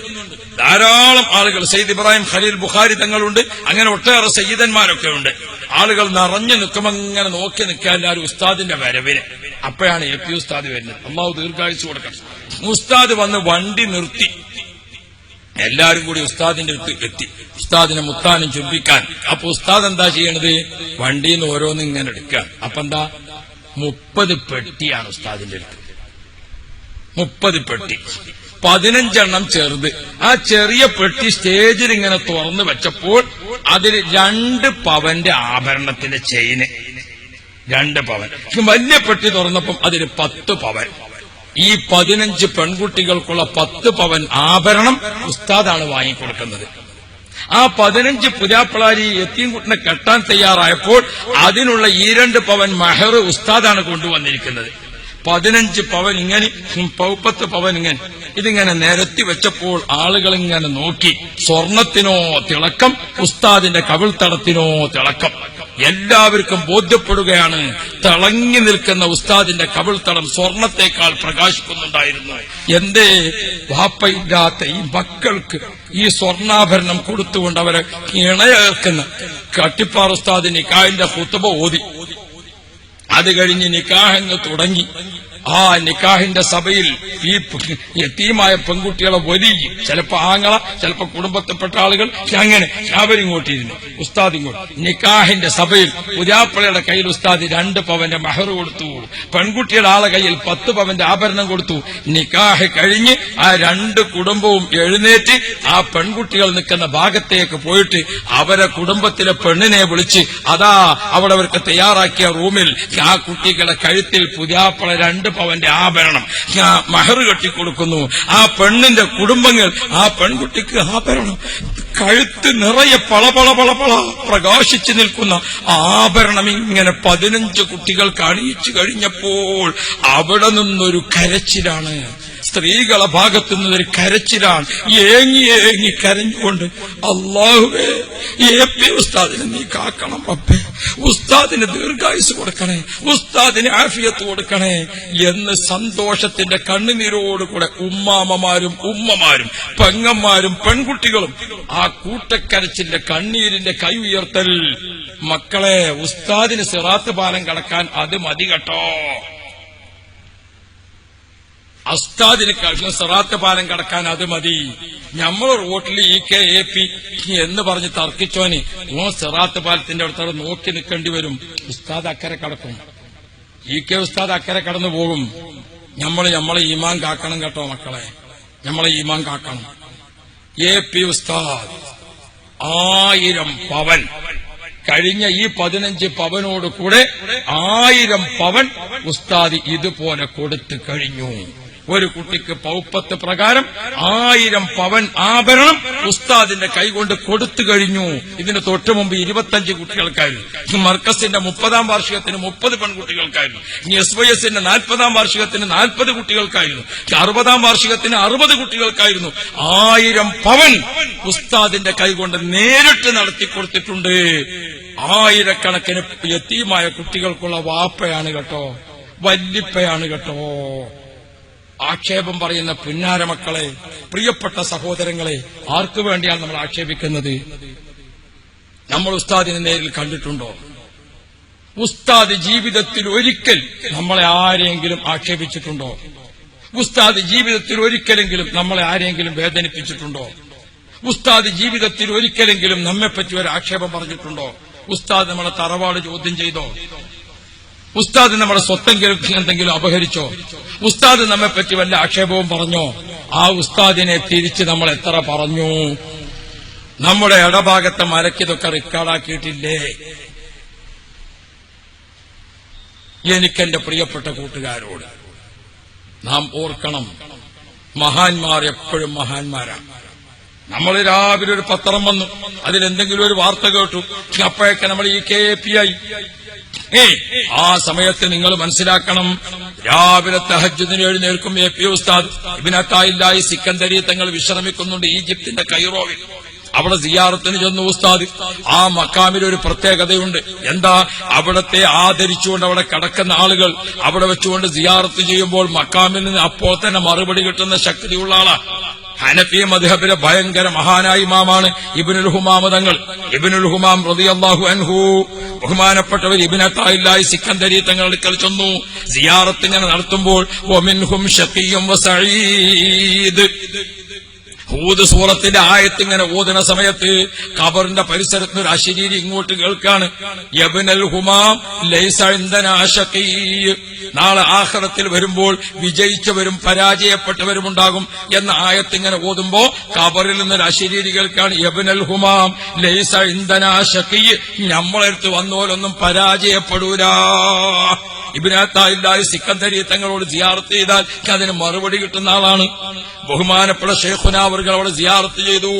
ഉസ്താദിന് ബഹുമാനപ്പെട്ട ഇബ്നു അത്താഇല്ലാഹി സിക്കന്ദരി തങ്ങൾ വസിയത്ത് കൊടുത്തു. മനാമിൽ ബഹുമാനപ്പെട്ടവരോട് പറഞ്ഞു, നിങ്ങൾ തഹജ്ജുദ് ഉപേക്ഷിക്കരുത്. AP ഉസ്താദ് ഏത് കാലവും പ്രിയപ്പെട്ടവരെ സുബഹിക്ക് മുമ്പ് എഴുന്നേറ്റ് 2 റക്അത്ത് തഹജ്ജുദ് നിസ്കരിച്ച് ഉസ്താദിന്റെ ഖുർആൻ ഒത്തുകഴിഞ്ഞ് സുബഹി നിസ്കരിച്ച് ബഹുമാനപ്പെട്ട ഉസ്താദ് ദർസ് ഹാളിലേക്ക് വന്നാൽ മർക്കസിൽ പോയി നോക്ക് നിങ്ങൾ. ഈ ഇരിക്കുന്ന നമ്മുടെ ഈ മജ്ലിസിന്റെ ഇതുപോലെ വിശാലമായതാണ് ഉസ്താദിന്റെ ദർസ് ഹാള്. ആ ദർസ് ഹാളിൽ മൈക്ക് വെച്ചിട്ടാണ് ദർസ്. 600 പണ്ഡിതന്മാർ, 900 പണ്ഡിതന്മാർ, 2 ക്ലാസാണ്. ബിരുദാനന്തര ബിരുദത്തിന് പഠിക്കുന്നവരും ബിരുദത്തിന് വേണ്ടി പഠിക്കുന്നവരുമായ 600ഉം 900ഉം പണ്ഡിതന്മാരിങ്ങനെ ഇരിക്കുമ്പോ ഉസ്താദ് വന്നു, കിതാബ് എടുത്തുവെച്ചു. ബുഖാരിയാണ് ദർസ് ആരംഭിക്കുന്നത്. പ്രിയപ്പെട്ട ഉമ്മമാർ, സഹോദരങ്ങളെ, നമ്മളെടുത്തപ്പോഴൊക്കെ പേപ്പർ വന്നിട്ടുണ്ട്. നമ്മൾ ഈ KAP തർക്കിക്കാൻ നിൽക്കുന്ന നേരാണ്. ഉസ്താദ് ബുഖാരി എടുത്തു വെച്ചുകൊണ്ട് ഓതാൻ തുടങ്ങി. അൻ അബീ ഹുറൈറത റളിയല്ലാഹു അൻഹു ഖാല റസൂലുള്ളാഹി عن ابن عمر رضي الله عنهما أنه قال رسول الله عن عبد الله بن مسعود رضي الله عنهما أنه قال رسول الله. ബുഖാരിയുടെ ഒരു ദർസ് 1.5 മണിക്കൂർ. ആ 1.5 മണിക്കൂർ ദർസ് ഇന്റർനെറ്റ് മുഖേന അത് ഈജിപ്തിലെ പണ്ഡിതന്മാർ ശ്രദ്ധിക്കുന്നുണ്ട്, അത് ഇറാഖിലെ പണ്ഡിതന്മാർ ശ്രദ്ധിക്കുന്നുണ്ട്, അത് ദുബായിലെ പണ്ഡിതന്മാർ ശ്രദ്ധിക്കുന്നുണ്ട്, ലോകത്തെ പല ഭാഗത്തും അത് നെറ്റിൽ കിട്ടുന്നുണ്ട്. അവരൊക്കെ റസൂലുള്ളാഹിയുടെ പേര് അൻ അബീ ഹുറൈറത റളിയല്ലാഹു അൻഹു, സഭയിലിരിക്കുന്നവരും കേട്ടുകൊണ്ടിരിക്കുന്നവരും ഖാല റസൂലുള്ളാഹി സ്വല്ലല്ലാഹു അലൈഹി വസല്ലം. പ്രിയപ്പെട്ട മുഅ്മിനീങ്ങളെ, രാവിലെ എഴുന്നേറ്റ് സുബഹി നിസ്കരിച്ച് 8 മണിയാകുമ്പോഴേക്ക് ഉസ്താദിന്റെ 2 ക്ലാസ് കഴിയുകയാണ്. ആ 2 ക്ലാസ് ബുഖാരി കഴിയുമ്പോഴേക്ക് എത്രായിരം പ്രാവശ്യമാണ് അൻ അബീ ഹുറൈറത റളിയല്ലാഹു അൻഹു അന്നഹു ഖാല റസൂലുള്ളാഹി. ഉസ്താദിന്റെ നാവിൽ നിന്ന് മുത്തുനബിയുടെ പേര് സ്വലാത്ത്, മുത്തുനബിയുടെ പേര് സ്വലാത്ത്, മുത്തുനബിയുടെ പേര് സ്വലാത്ത്. സഭയിലിരിക്കുന്നവരൊക്കെ സ്വല്ലല്ലാഹ്, കേൾക്കുന്നവരൊക്കെ സ്വല്ലല്ലാഹ്. പ്രിയപ്പെട്ട മുഅ്മിനീങ്ങളെ, ലക്ഷക്കണക്കായ സ്വലാത്ത്, ലക്ഷക്കണക്കിന് സ്വലാത്ത് രാവിലെ ബഹുമാനപ്പെട്ട മുഹമ്മദ് മുസ്തഫ പുന്നാര നബിയുടെ മദീന മുനവ്വറയിലേക്ക് ലക്ഷക്കണക്കിന് സ്വലാത്ത് നമ്മുടെ നാട്ടിൽ നിന്ന് മുത്തുനബിയുടെ ഹദറത്തിലേക്ക് എത്തിക്കുന്ന നേതാവ് ബഹുമാനപ്പെട്ട ശൈഖുനാ കാന്തപുരം ഉസ്താദ് അല്ലേ? അല്ലാഹു ദീർഘായുസ്സ് കൊടുക്കട്ടെ, അല്ലാഹു ആഫിയത്ത് കൊടുക്കട്ടെ. നമ്മളപ്പോ വളങ്ങനെ ഒത്തിനാണ് ഈ KAP. ഉസ്താദ് ലക്ഷക്കണക്കിന് സലാത്ത് മുത്തുനബിന്റെ തിരുഹദറത്തിലേക്ക്. മക്കളെ, ഒന്ന് ആലോചിച്ചിട്ട് ആക്ഷേപിച്ചോളി. പറഞ്ഞു തന്നില്ല, കേട്ടില്ല എന്നൊന്നും മനസ്സിലാക്കണ്ട. ആരാണ് മഹാന്മാർ? താജുൽ ഉലമാ ഉള്ളാളത്തെ തങ്ങളുടെ പാപ്പ. അല്ലാഹു ദറജയേറ്റി കൊടുക്കണം, അല്ലാഹു ദറജയേറ്റി കൊടുക്കണം. ഉപ്പാപ്പ എന്നോട് നേരിൽ പറഞ്ഞു, 7ാമത്തെ വയസ്സിൽ ഞാൻ ദർസിലെത്തിയിട്ടുണ്ട്. 10ാമത്തെ വയസ്സാകുമ്പോഴേക്ക് അൽഫിയ ഫത്തുൽ മുഈൻ പോലത്തെ കിതാബുകളൊക്കെ ഓതുക. 1000 ബൈത്ത് ഓതുമ്പോൾ ഒരു ദിവസം ക്ലാസ് നഷ്ടപ്പെട്ടിട്ടില്ല. ഉപ്പാപ്പയുടെ 15ാമത്തെ വയസ്സായപ്പോൾ തഫ്സീർ, വിശുദ്ധ ഖുർആന്റെ വ്യാഖ്യാനം ആദ്യമായി ദർസിൽ പഠിക്കുന്ന തഫ്സീർ ജലാലൈനി. 15ാമത്തെ വയസ്സിൽ ഉള്ളാളത്തെ തങ്ങളുപ്പാപ്പ തഫ്സീർ ജലാലൈനി ഓതി തീർന്നപ്പോൾ ഖുർആൻ 30 മനഃപ്പാടമാക്കിയിട്ടുണ്ട്. ഒരു ദിവസം എത്ര ആയത്താ ഓതുന്നത് അത് അന്ന് തന്നെ കാണാതെ പഠിക്കും. 15ാമത്തെ വയസ്സിൽ ഉപ്പാപ്പ ഖുർആൻ മനഃപ്പാടമാക്കി. 15ാമത്തെ വയസ്സിൽ മനഃപ്പാടമാക്കുമ്പോഴേക്ക് എത്ര പ്രാവശ്യം ഓരോ ആയത്തും ഓതിയിട്ടുണ്ടാകും? നമ്മൾ യാസീൻ കാണാതെ പഠിക്കാൻ ഒരായത്ത് എത്ര വട്ടം ഓതി? അപ്പൊ ഉപ്പാപ്പ 6666 ആയത്ത് എത്ര വട്ടം ആവർത്തിച്ച് ഓതിയിട്ടുണ്ടാകും? ആ ഉപ്പാപ്പ മുത്തുനബിയുടെ ഒരു ഹദീസ് അമലിന് വേണ്ടി സ്വീകരിച്ചു. എന്താണത്? ഖുർആൻ ഖത്തം തീർക്കേണ്ടത് എപ്പോഴാണ് നബിയെ എന്നൊരു സ്വഹാബി ചോദിച്ചപ്പോൾ മിനൽ ജുമുഅത്തി ഇലൽ ജുമുഅ, ഒരു വെള്ളിയാഴ്ച മുതൽ അടുത്ത വെള്ളിയാഴ്ച ആകുമ്പോഴേക്ക് ഒരു ഖത്തം തീർക്കണം. ആ ഹദീസ് കൊണ്ട് അമൽ ചെയ്തു ഉപ്പാപ്പ. എല്ലാ വെള്ളിയാഴ്ചയും ഉപ്പാപ്പ ഒരു ഖത്തം തീർക്കും.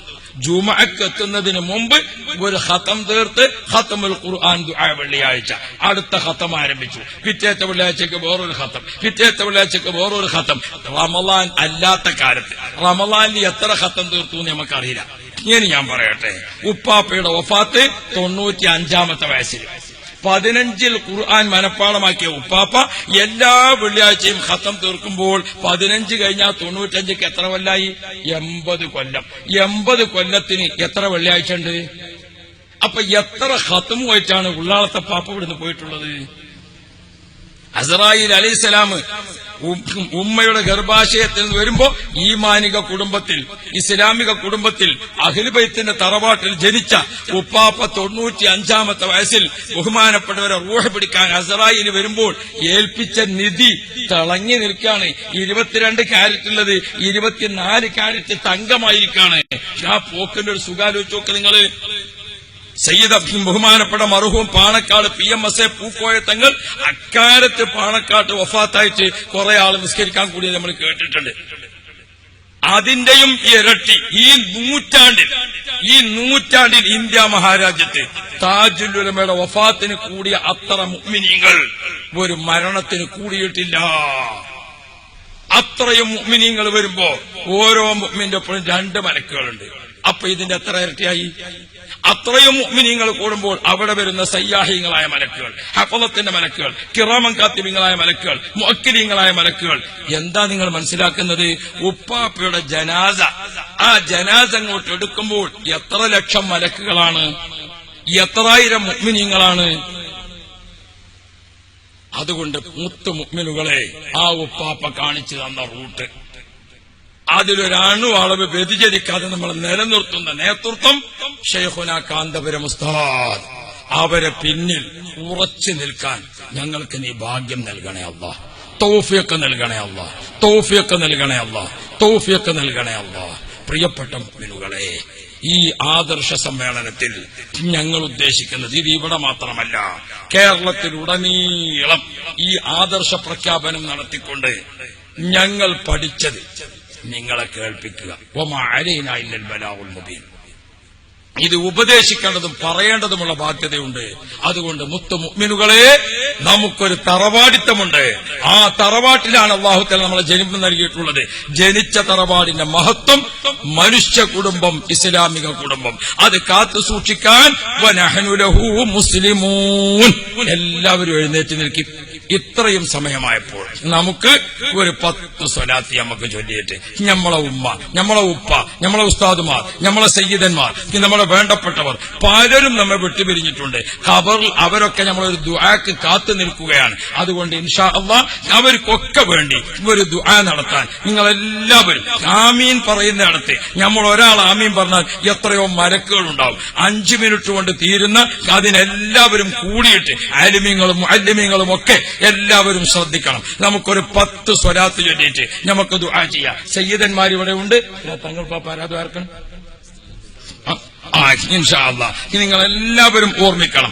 നമുക്ക് പ്രത്യേകം ഒരു 10 സ്വലാത്ത് ചൊല്ലി ഇന്ന ബൈതൻ അൻത സാകിനുഹു صل رب العالمين على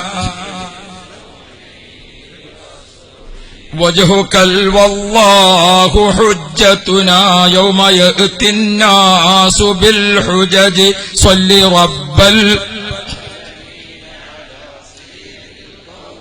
ومريضا أنت زائره قد أتاه الله بالفرج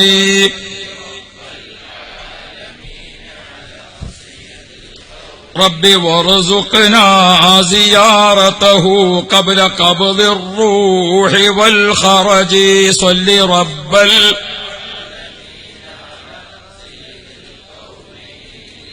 ഒരുപാട് ഉദ്ദേശങ്ങൾക്ക് ദുആ ചെയ്യാനുണ്ട്. നമുക്ക് ദുആ ചെയ്യാം. അതിനു മുമ്പ് ഒരു 150 നമ്മൾ ഈ കുട്ടികളെ സംഗതികളൊക്കെ നടക്കണല്ലോ. നിങ്ങളെല്ലാവരും ഒന്നൊരു മുസാഫഹത്ത് ചെയ്തിട്ട് ഈ മാസം പ്രിയപ്പെട്ട യുവാക്കളെ, ബഹുമാനപ്പെട്ട PP ഉസ്താദ് പാറന്നൂർ മരിച്ച മാസം, ബഹുമാനപ്പെട്ട PMK ഫൈസി മരിച്ച മാസം, അജ്മീർ ഖാജ തങ്ങൾ 804-ാം ആണ്ട് നേർച്ചന്റെ മാസം, അവരെ പേരിലൊക്കെ ഒരു ഫാത്തിഹ ഓതുക. നിങ്ങളെ കൊണ്ട് കഴിയണ ഒരു സദക്ക കൊണ്ട് എല്ലാവരും അൽഫാത്തിഹ. بسم الله الرحمن الرحيم الحمد لله رب العالمين الرحمن الرحيم مالك يوم الدين إياك نعبد وإياك نستعين اهدنا الصراط المستقيم صراط الذين أنعمت عليهم غير المغضوب عليهم ولا الضالين آمين. بسم الله.